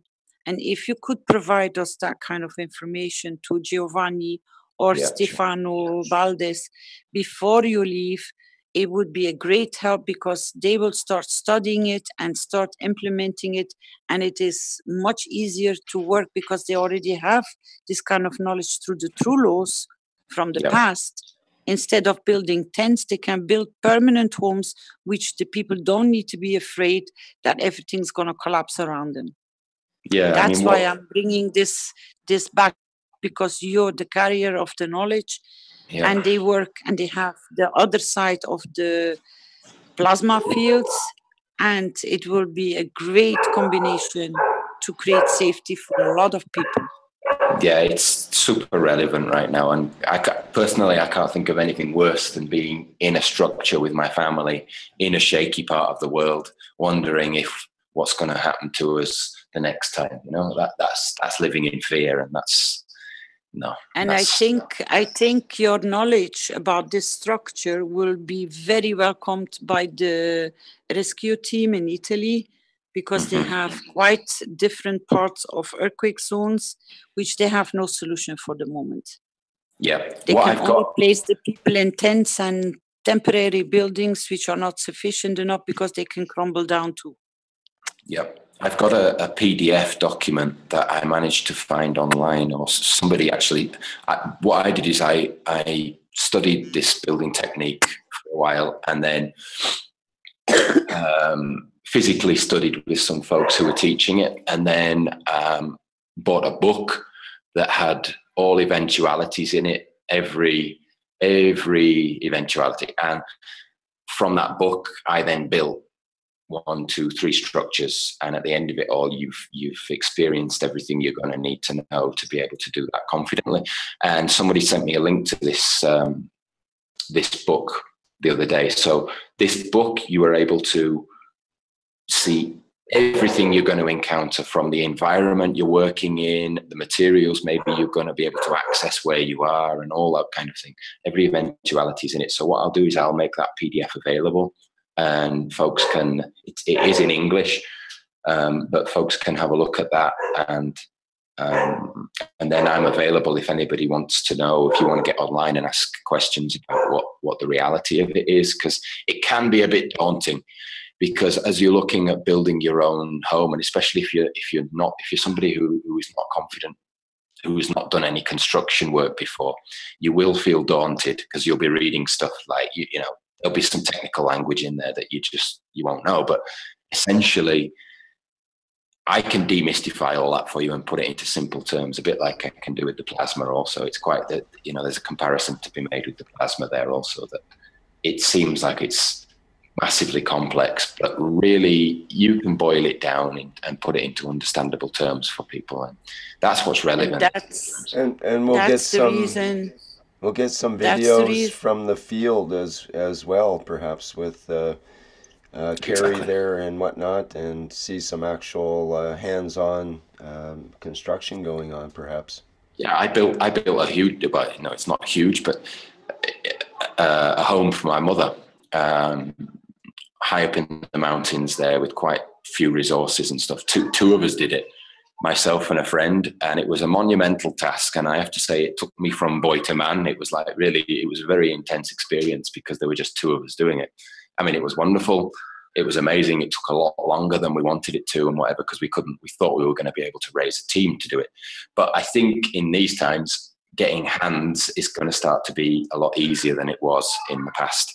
Because people are starting to see that this kind of knowledge is just getting more and more relevant as we go along, and it needs simply putting into the hands of the people without it being too complex. And I seem to have the ability to be able to do that now and keep things nice and simple and practical. So yeah, I'm happy to help with that. I'd love to see people starting to build like that, because it's security, and the way we're all living at the moment is I just step back and shake my head about what are the standards that we live in. That it's frustrating for me. And as I've said before, I've tried. It's a bit like screaming at a wall. I've tried to make people start to see that you can implement safe housing, you know, using the plasma to create our own health and wellness and all, you know, like people are not ready to listen, but as disasters start to happen and as people are waking up to, and as people become more conscious, they're starting to see. Tom, you have found thousands of ears which are eager to listen. You found your door, and that's why I brought it forward, because people might have not been ready at the time when you were working and I saw you developing it. But I think a lot of countries will start looking into your safe house building, because that's the reason why I said, are they still standing and are they still safe? Yeah, because I saw you constructing them. Yeah, the only message I've had from Dominica, and it was a third-hand message, was that my family is safe and all structures are still up, and so that was, to me, was very, very nice news. I don't have any more details. I don't know what condition everyone's in, but and I was sent a funny link the other day, and it was CNN reporting from Dominica, and in midway through the report, they were standing outside my little restaurant that we had by the bay, and it was very nice to see it still standing. So yeah, I'm here. I'm happy to share that knowledge. I'd love for people to start implementing the two things. Me personally, it's a little dream of mine to see the two subject matters collide: plasma and safe construction. And a lot of people are thinking about it now, and I don't know how many people are implementing it, but I'd love to start playing with that stuff. And it's not a fairy tale. It's hard work. It's hard graft, but with many hands, it gets easier. It's actually the promise of the Oasis system in many ways, as you incorporate different parts into it. Yep, very much so. And it's why I like the idea of the presentation earlier. It's holistic. It's everything. The full holistic idea of living clean, sustainably, safely, in a state of wellness, and that's where things flourish, and that's where you can really start to live life, and it be a beautiful experience rather than this grind we're all used to at the moment. You know, we're getting the third dimensional grind, and there are ways that we can change that. And they're not difficult. It's just about fundamentally changing your concepts of what is normal and what are the standards. And that, you know, we got to fight against the tide a little bit, because quite often, depending on which country you're in, they'll tell you, no, we're not going to let you build like that. There are no building codes that this doesn't comply with this code and that code and whatever. But then you're on fertile ground if you move in after a disaster, because you can say, okay, there was your house that had the building codes. Where's its roof and where's its walls? And then you can take them to look at the one Tom, you built. there is something else I have to make. Yeah, go ahead. Yes, I want to bring something which you are overlooking, but you're missing the most important part of why you succeeded and why you could be able to create it, and that you know now that the time is right to go in, because you speak from your heart. You have been working. I've seen you going through the stress and the frustration, but you didn't give up. You gathered and you worked through your knowledge and gathered more knowledge and implanted more knowledge. But the main factor, what I have seen, which I kept track on you mainly, was because you work through your heart, you work through your intent, and you're there to give. And that's where, and what you have realized, and you have put a lot of knowledge seekers on the same path as you. Well, thank you. I appreciate that. Your beauty is coming to creation of your wish. And I think a lot of knowledge seekers where you're in now, they will go through your structures. They will come and bombard you with a lot of questions. And if Kari can join you, then we can maybe simplify it through the step-by-step, because most probably you're going to start creating more. And then people will have a good idea what you're talking about. And I appreciate your sharing and your knowledge.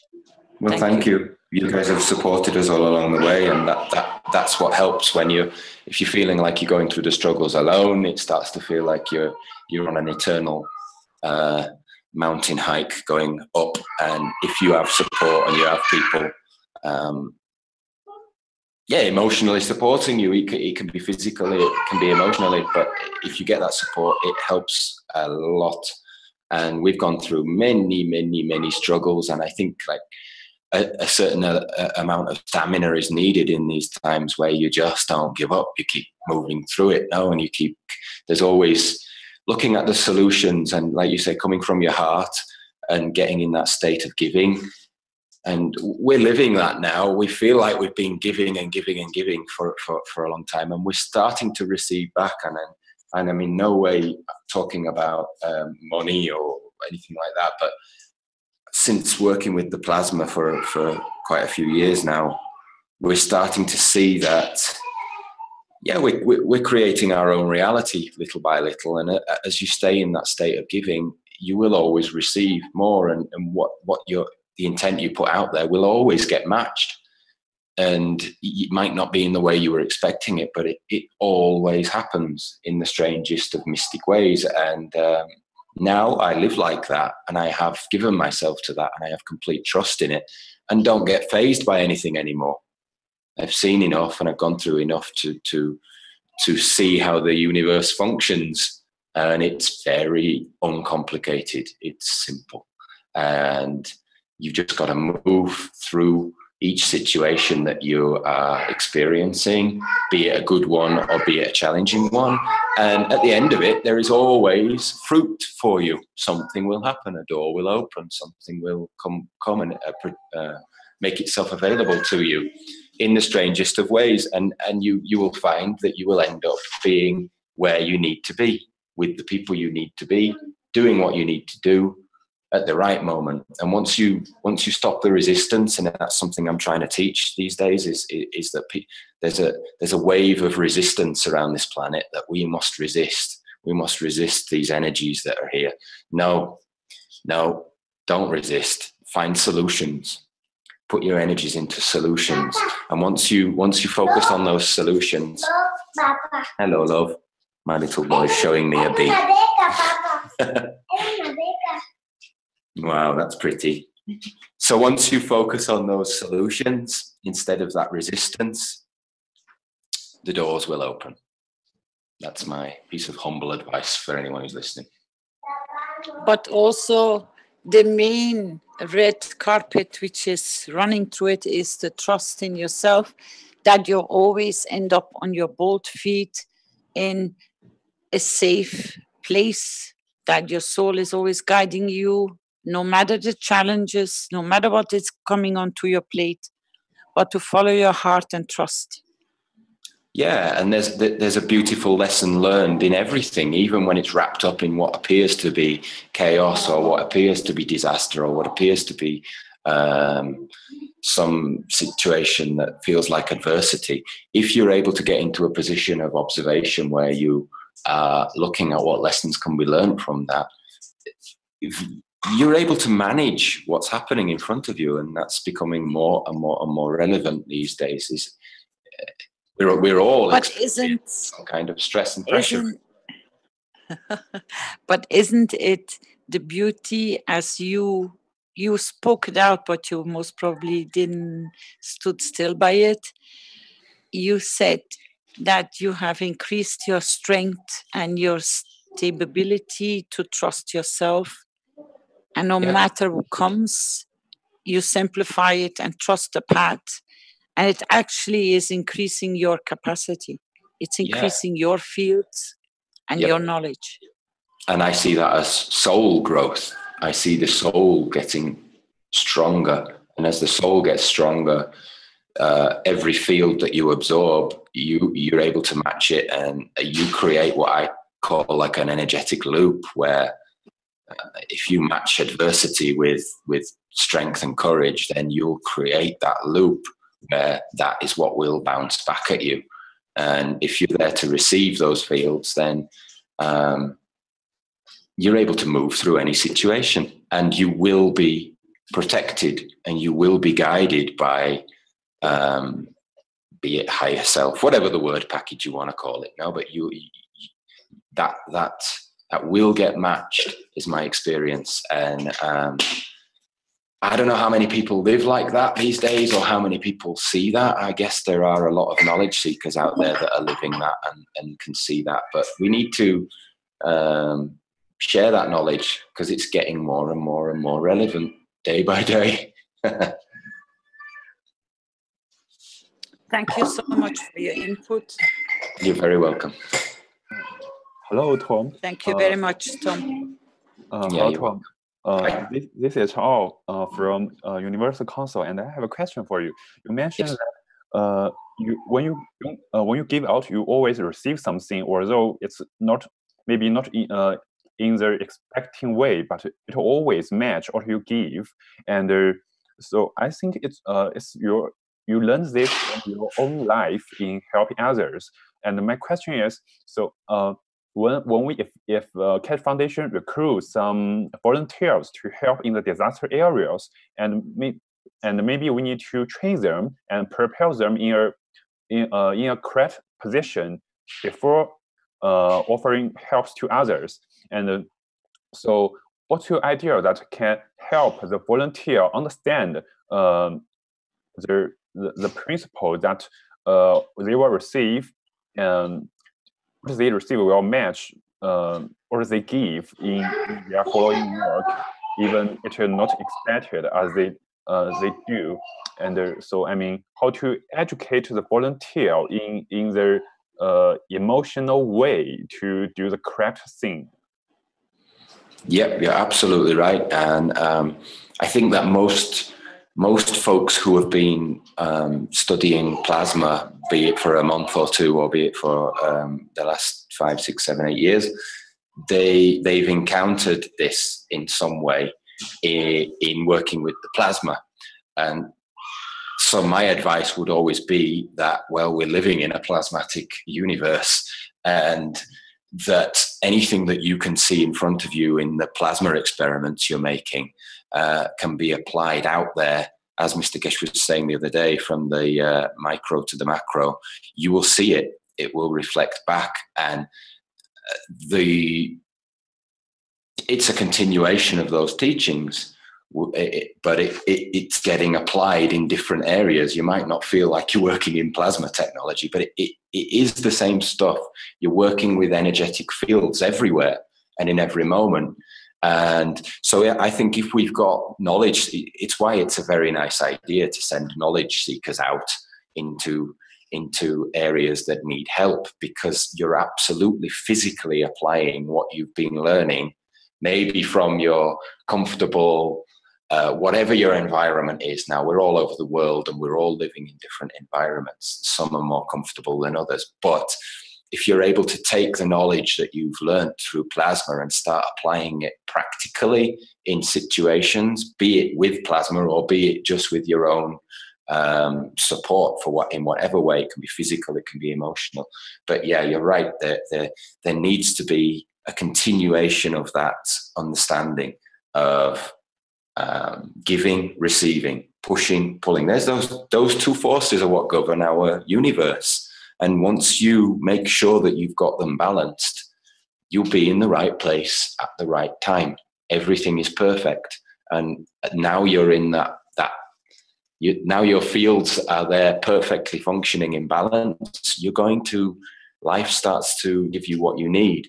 And I think it's a great way for knowledge seekers and anyone else in the world who's wanting to maybe expand themselves and offer something out there to the world, to the universe. It's a wonderful way that they can really experience that knowledge practically. So yeah, I totally agree.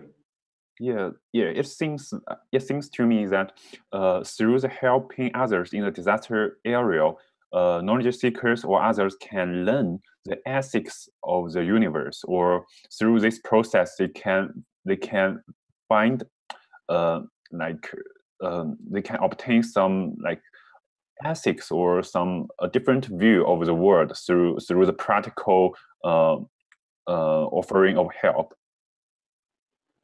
Yep, I agree. And we've had imprinted on us, if you're born into this time and this age at this moment, we get certain standards and programs imprinted on us through society, and they're not always correct and they're not always beneficial.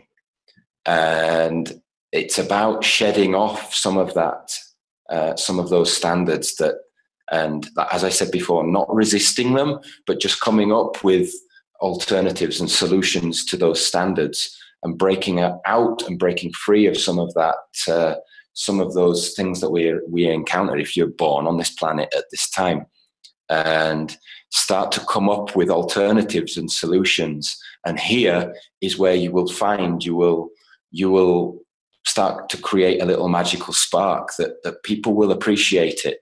And anyone who's in observance of you, and I can make reference to the talk that Mr. Keshe gave the other day, which was very much a soul teaching.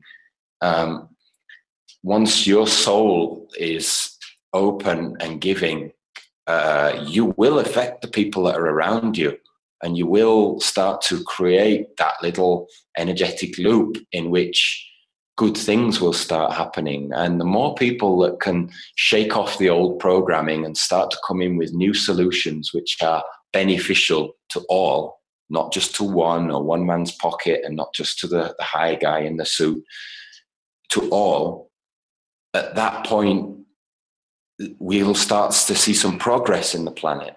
We'll start, and there are many, many, many of us here now that are here working for this reason, to bring new energies here and try to bring some positive solutions to what seem like a big mess. Those of us who are in observance of the planet holistically right now can see that there are a lot of messes that need fixing on the planet. And we've got really nice bag of solutions in our pocket. Those of us who've been looking at plasma, we can step forward and really offer something lovely to humanity right now. And we all are starting to see that it's not just about a free energy unit. To me, that is actually the least important element to all this. I know that there are a lot of you out there who are very much focused on energy, but to me, I see the whole thing a lot broader than that, and that we're starting to see solutions in full spectrum. And in there gives us a beautiful bag of tricks in our pocket. No, it's not tricks. It's just a beautiful bag of solutions in our pocket that we can share with other people. And yeah, once we get our soul intact, our soul in a state of giving, we're going to provide some inspiration for the people. And that, to me, anywhere you move as someone who is working with plasma, you'll start to see that you'll be able to wow people with the little bits of info that you have and inspire them. And to me, that's what life is. If you can inspire one other person, you've achieved something for your day. And they're going to go ahead and they're going to share that little bit of inspiration that they just received with a friend of theirs. And so it's going to spread. And that's light spreading. And it's a thing that can only increase. It will not contract. It will increase. And that's, many of us are here on this planet right now to try and get people in focus to that these are universal energies that we can tap into and expand instead of contracting.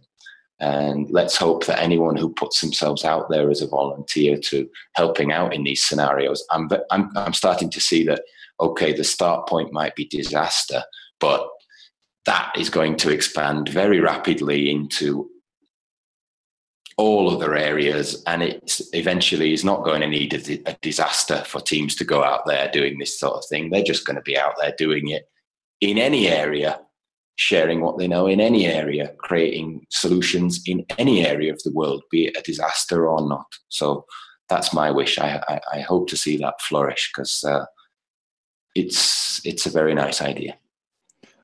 It's really nice to hear you talk about this. At the beginning, you talk about how to practically help people to build the safe structure, and now you are talking about the ethics or your views behind your behavior.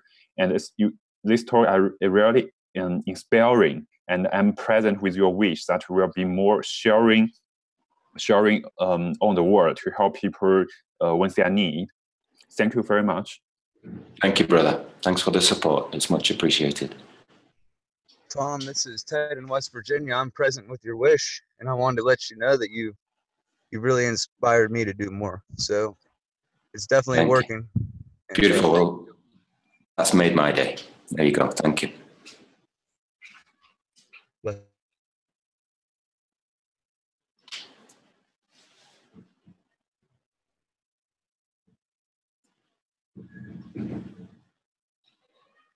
Hello, Rick. Can you read the message in the private chat, please, Rick? Hello, can you hear me? Yes, loud and clear. Yes. Okay. Thank you very much, Tom. As I've learned a lot from you the last time, a couple of years ago, when around about the same time you came asking for helping the others and not yourself. We see the same man again in the same clothes, going out to help. There is something which I have to say, because I know Tom is near to his loved ones. The last time his family went through literally what we call hell. I give a lot of credit. I give a lot of admiration to his wife. She stood a lot, knowing he was in a disaster zone and knowing that she went back, leaving him behind to help the others. So much what we see at the front as Tom is what I call ode to the lady behind him and children here. This is part of when we take this kind of path of work. Our nearest, we feel they know, they understand our emotion, and we trust they will understand. And in so many ways, our wish, our support, our soul goes with you and your family. And I know your wife went through literally hell last time with the situation in the island and going back to Mexico. But what it inspires is that we don't give up. If it's in our grain to help others, we forget the pain of the past and we carry on with the new hope of the future. It takes a lot, and I've listened to all the presentation of the members of the Universal Council today, and what is interesting is this part of Tuesday workshops is not a workshop anymore, it's a one nation, one planet. And in so many ways, when we touch about the feeling of the people in one island, it covers every other human being. In so many ways, some of it are man-made, some of it are made by nature, and some of it was a combination of the two. And we are vulnerable in the essence of physicality, that we get entangled in these things for us to understand our strength. But when I listen to a lot of these works which is going on, is we heard today about building a center, a place to be for people to go. We see the condition of what Tom and the others are trying to do, is with the new technology, we have to go one step further. Otherwise, we are doing what we've done for centuries, for thousands of years. In so many ways, we have matured enough to understand we can support in so many other ways, not necessarily by a dynamic system or not necessarily by a MAGA system, but in the teachings, I try, especially in the recent past weeks, to take humanity into the next step of evolution. How do we help people in disaster in deeper space? Are we going to go there? Are we going to be there? Or are we going to learn a new way to inspire through our souls with their souls, that we change, we give to their souls, that their physicality accepts changes and progresses to the next step, that what they are in is irrelevant because now they're elevated to the next step, to understand more. In a way, they go more to the center than going outside, by understanding more of the essence of the creation. So with all the things we are doing in the foundation, with all the volunteers, knowledge seekers, we have to change the process of negotiation, the process of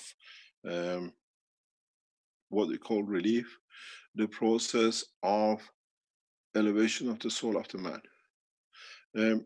We hear from Paul that the situation has changed in Togo. But how many of us have given from our soul to the leaders of whatever, the Catholic Church, the Muslims, the government, the opposition? This is what we should have done. We still write in the pen of the man to negotiate. We still make the voice of the man to negotiate. But we have to learn, we got to step up. We got to understand the new way, the new understanding, the new intellect, the new inspiration that we are part of it. We can make a change without being there. We got to understand very much, as I explained in the teaching of last Thursday, the space between the island and us is that two men between the father and the child. We got to learn to inspire, to use our souls to elevate. Many of us, without knowing or not knowing, have connected to the people on the island through being the soul of Tom, be the soul of people who are there, being by emotion, hearing the need of the soul, which ended up with the physicality. This is part of the teaching which we try to inspire. You don't need to be, as we educate ourselves, to make the change. Building a shelter, a brickwork, a tree to create shelter, these be done for centuries, but we never progress. We're still doing the same thing and nature takes its course. We got to go to step up. We got to go to next level to be able to reach, to bring the soul of these people, doesn't matter where, at peace, be it world leaders, be it man in a disaster, be it people who inspire to do greater things for humanity or other creatures in the universe. We are still partially what I call, we are in an ostrich condition at the moment, especially in the past few weeks and months, where we still, as you know, I always use this terminology in the Arab world, they call it ostrich a camel bird. They say, where is your feather to fly? He says, I'm a camel. When they say, if you're a camel, where is your hump? He says, I'm a bird. We are in that stage. We have stuck very much to the physicality of the past, and now we are understanding the power of our own soul. And we switch because we have not gained confidence to understand. we can make change in this island. Most probably a shelter, most probably we inspire others to go and teach, but let's go one step up. Let's go to the new way. Let's elevate the soul of these people in the island, that they have the same amino acid as us, they have the same strength of zinc and magnesium, which is made part of the construction of our brain and our soul and our energy essence, and try to reach them. We help with physicality, with making core advances, but let's join the new era. Let's join the new dimension of understanding. We can elevate the soul of these people very rapidly. We heard Paul speaking, things in Togo are quiet, it's changed. How much effort has been put to elevate the soul of those who have been creating mayhem in Togo? Enormous amount. I don't close my eyes and I wake up the past days. It's just to elevate the soul of all of them. The priest, the archbishop, the imam, the mullah, the opposition, the leaders, the army, and gather the soul of those who fallen because of this. This is the new way to do it. It's not just suddenly everything has quietened down. We elevate and people see paper handed is nothing but physicality of the man. This is what we got to do. We reach people in these islands, in Bangladesh, in China, or wherever. We got to understand we have a new tool. Another new tool. We have a tool we did not know how to use. It's like somebody giving you a hand drill, the latest, and you don't know what it's for, how to use it. You know it's a drill.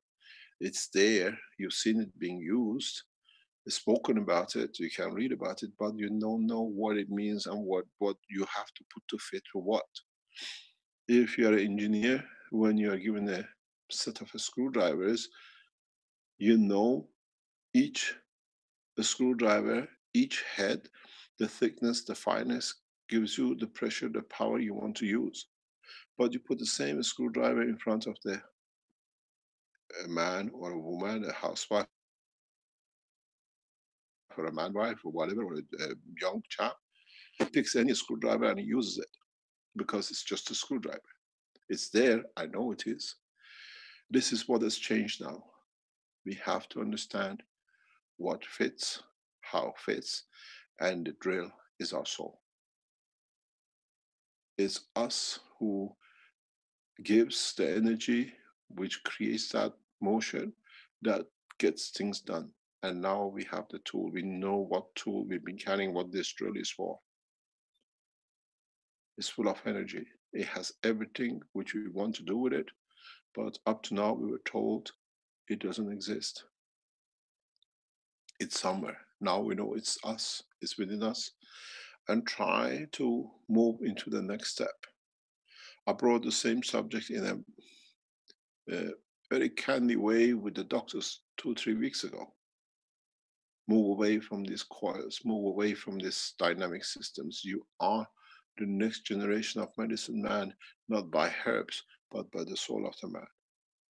You are the givers, you are the lovers. So I hear a lot. We have to build this, we have to do that.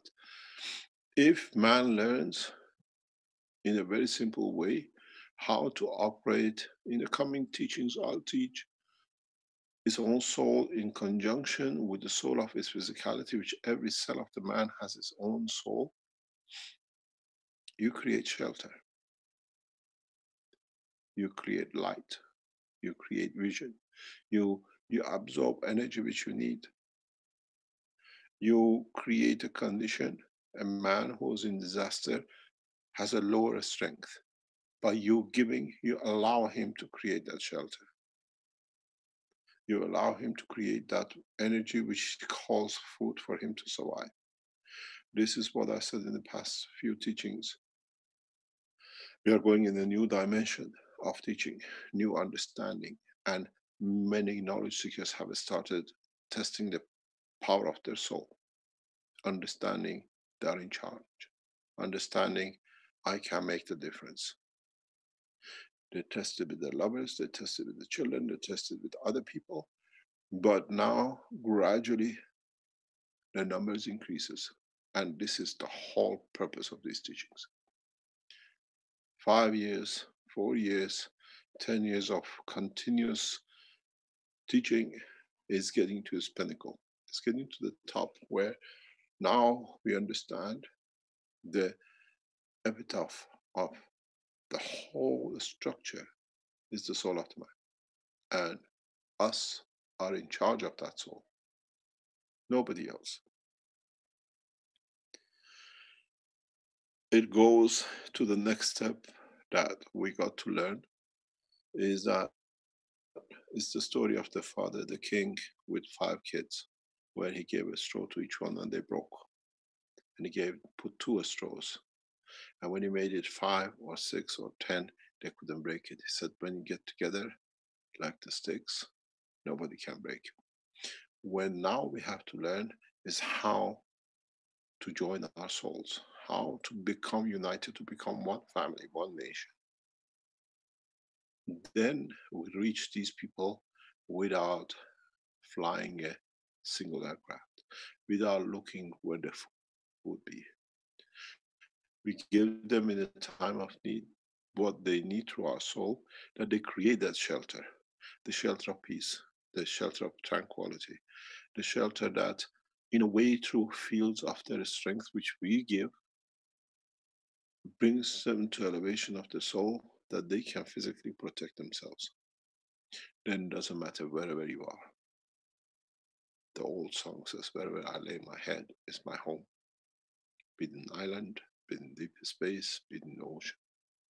So when we started speaking as part of the teaching of the Universal Council or the Earth Council, we have to move on. Getting on the boat, getting food. We've done this for thousands of years. Has it changed? Sacrificing young girls, that it changes and brings prosperity. Has it changed anything? Because we never understood it's us who can. It's us who make the decision to change. And we have to go to the islands to do, but the collective soul of the Keshe Foundation supporters, knowledge seekers, people who hear the voice of the soul of the others, is to gradually to become one. Gradually become one soul.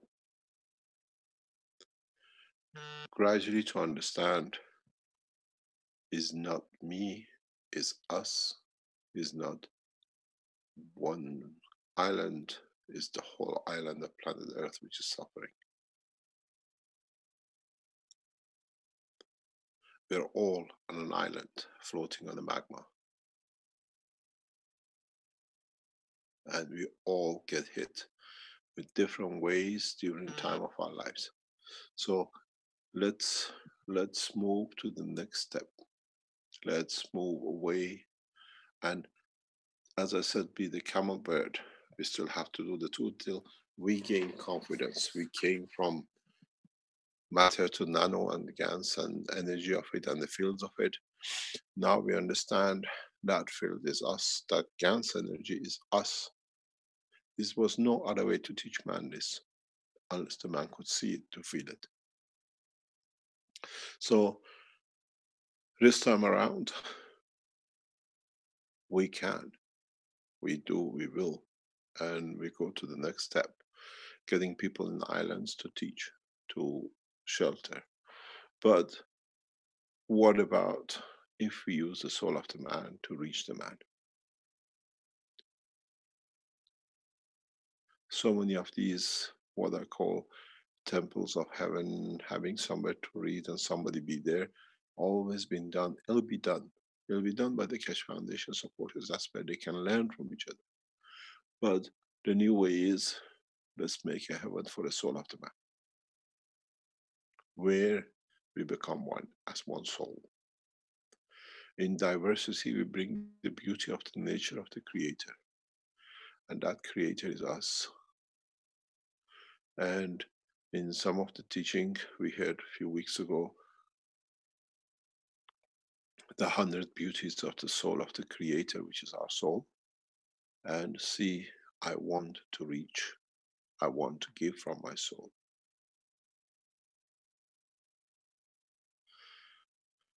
This is where we have to go. This is where we got to develop. This is where the future of human race will lie. Not trying to move hurricanes, not trying to feed people with dynamic system. The dynamic system is our soul. And as I said in the other teaching, let's change the course of humanity. Let's move up. We know our soul is there. We know it's dynamic. We know we use it for everything to construct our own structure. Let it loose. Let it be reached by those who cry. There are many people we do not know today in an island. They get caught in a hurricane. They're in a car accident. They're in a shipwreck.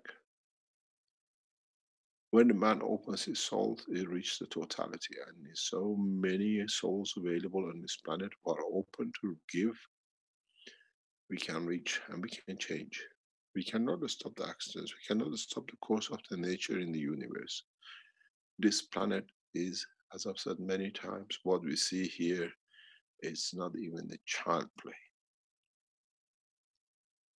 It's a tiddly dum tiddly do in the womb of the mother by an unborn child. In the deep space, the conditions are worse. But the men of the universe, the creatures of the universe have found the solution, how to help, how to support, how to be there. And this is how they do it. This is how we have to elevate in one go. Many times, as you go to the teachings, we say the weaker magnetic field system takes from the stronger. The people in disaster, the people in pain, the people in suffering have been taken from soul in a weaker position. They are there to receive. It's for us to be there to give. It's openness, it's seeing a light. When you give, when you look inside you, you don't see light in front of you. You see light tunneling through internal structure of your body. When I give, when I go to the point of changing and bringing what it needs to be done to elevate and to relieve suffering, I don't see light in front of me. The eyes are blind. The inside is a tunnel of light. It's a beautiful light.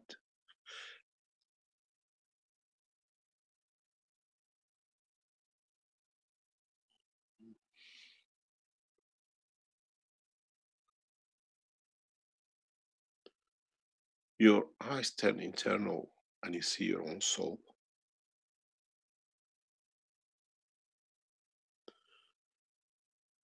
When I'm trying to find words to explain it, it's very much if you've seen this, what I call magic pipes, where the water tap is on the top and there's a glass of or jar of water and there's no connection to the tap, but the water flows and you wonder where the water comes from. But if you're wise, you see actually the water is pumped through the center, that it comes through the pipe out. When you give from your soul with sincerity, with absolute detachment from physicality, that's what you see more or less. Especially when you put a light in this water, which is coming up from the cup up to go to the tap, and the tap comes out and you don't see it because it's covered with the plastic. The water covers plastic. That cover is the physicality of the man, and the water going out is the soul of the man which gives. If you can reach that point, then you can reach all the souls of humanity and the rest and beyond in the universe. You don't see with the eye of the man, you see with the soul of the man. You see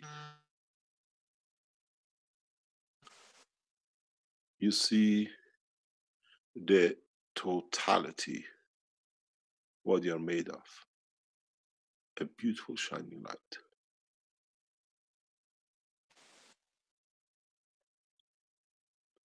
This is what we need to understand. And when one soul which you see shines internally this way, put all the soul of the man who elevate to that point, is the sticks with the king children. Nobody can break, and you can reach the whole of the planet. The teaching, the way we teach, we are approaching that point. But first, we have to purify the soul of the man, not the eye of the man, not the emotion of the words. Then we can go to the next step. Then we can elevate these people. Then we can change the course. But you got to understand, a lot of people have a lot of learning to do through disasters, to do the position, to understand the strength of their soul, to find out what they are made of and what they can give to be able to be detached. And this takes a lot of self-confidence, and it takes a lot of wisdom.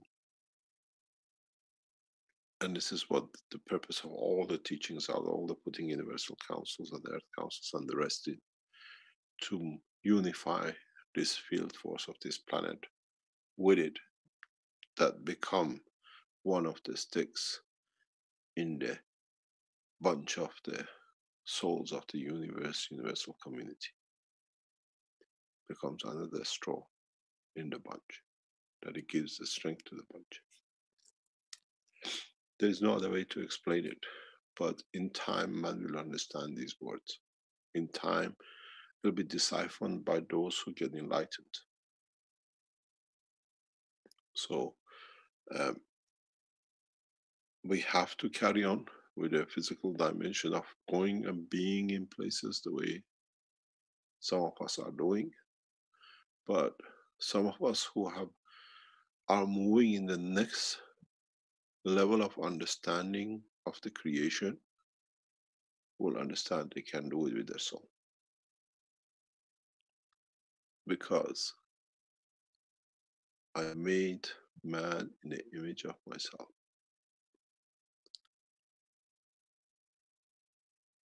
The Creator reaches everyone without being there, but being through the contact, being part of their soul.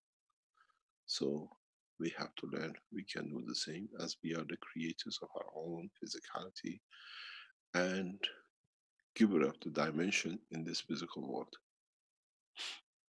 It's our soul who has decided for us to have this physicality, not our physicality dictating the soul. So we can change a lot through the work of our soul. And the sooner we understand this, we stop going to the next level, to the next point of elevation of the soul of the man, to understanding more detachment from physicality. And try it. Try to reach the people of these islands. Try to reach the world leaders, that you elevate their souls to the level of peace. You will see the change will come. And it's coming. It's there, it's happening. Paul brought a lot of attention to the country. It'll be there. There'll be some changes, but we'll see, because we are affecting, we are putting, not, as I said in the last talk with him on Sunday, on the president and the government, but on the opposition, on the Christians, on the Muslims. You have to elevate the whole lot. You have to bring everybody up, that they see what was all this fight for. Most probably there will be no need for us to move to negotiate. I hope not. Because they reached the point of, we already, the position changed suddenly. Why? because so many of us got concerned, so many of us gave from our soul to change. We listened, we understood, and with it, we gave from our soul. We created that change. And now it suddenly changed. This is what I said many times. Oh, this is what I thought, and now it happened. This was my wish, and it happened. The wish of us was peace in that country. It'll have some turmoil.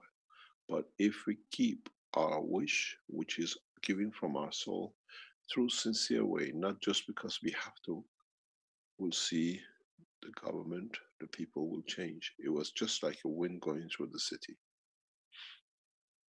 In a way, it was a test for the Keshe Foundation souls to start training themselves and showing we do not need to be there. Because we already been there. It's just quiet suddenly. Everything is back to normal. How come? Printed money was there to change. People got killed, people got burned, and suddenly quietness. How much of it was the wish of the Keshe Foundation supporters who wished and supported and gave?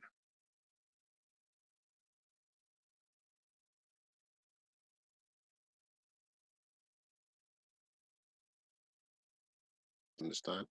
We have to realize we're getting tested, and these tests are for us to go step by step to understand, to decipher the power of the soul of the man.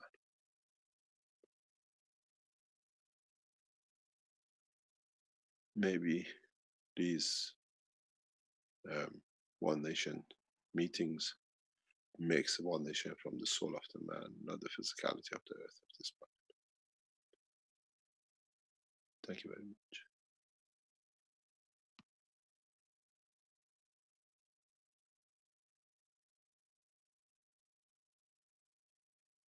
I love you, Mr. Keshe.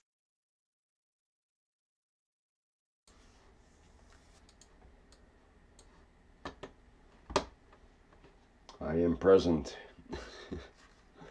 Thank you, Mr. Keshe. I am present.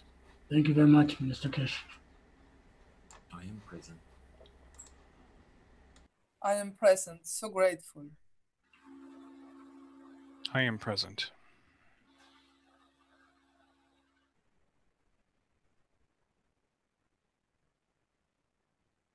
I am present. I am present, I am present. Caroline. I am present, Stefania. I am present. I'm present. That's Tom. I'm present. I'm present. I'm present, Rui.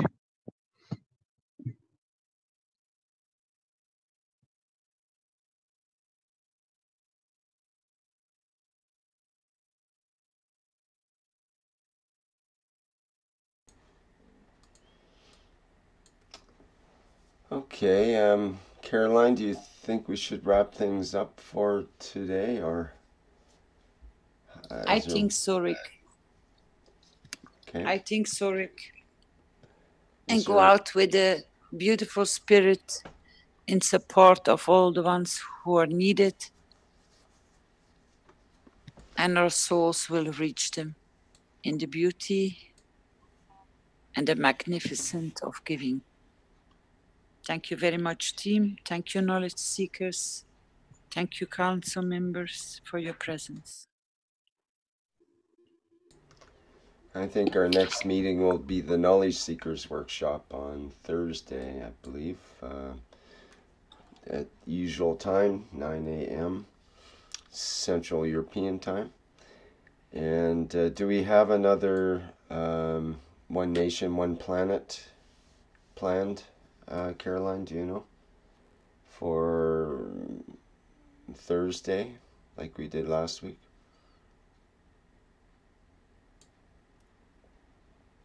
I think we're going to move it till Friday night, 6 o'clock again. Okay, we'll confirm that then later and put up the notices in the usual places. Rick, this is Tom. I've just dropped the PDF file into the chat there amongst all the I am presents. Somewhere you will find the PDF file I was talking about for the Super Adobe information. So if anybody wants to catch that before the chat closes, just to have a look, scroll up and you'll see it's there if you want to download it. Thanks.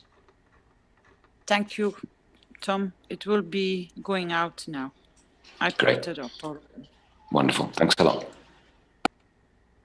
Great, that's perfect. And people that are in the Zoom, you can click on the little more button and the arrow, and you can, I believe you can save the chat. Oh, I'm not seeing it on my chat here. Oh yeah, there's a save chat function where you have all the links and so on will be saved. And if anybody loses it in the chat and they want to get a copy, I've got it, or Caroline's got it now, so we can send it through to you if you need it. Caroline's got it. It'll be through the entire internet within seconds, I believe. It's already gone, Rick. Don't worry. Yeah. I mentioned time. Time is irrelevant, actually. We have instant communications more and more here. It's very good. Thank you, Caroline, for your work that way. It's amazing. Connecting people. All right, Flint, I think it's time. Okay. Thank you. Thank you, everybody, for attending the 13th One Nation, One Planet, One Race for World Peace for Tuesday, October 24th, 2017.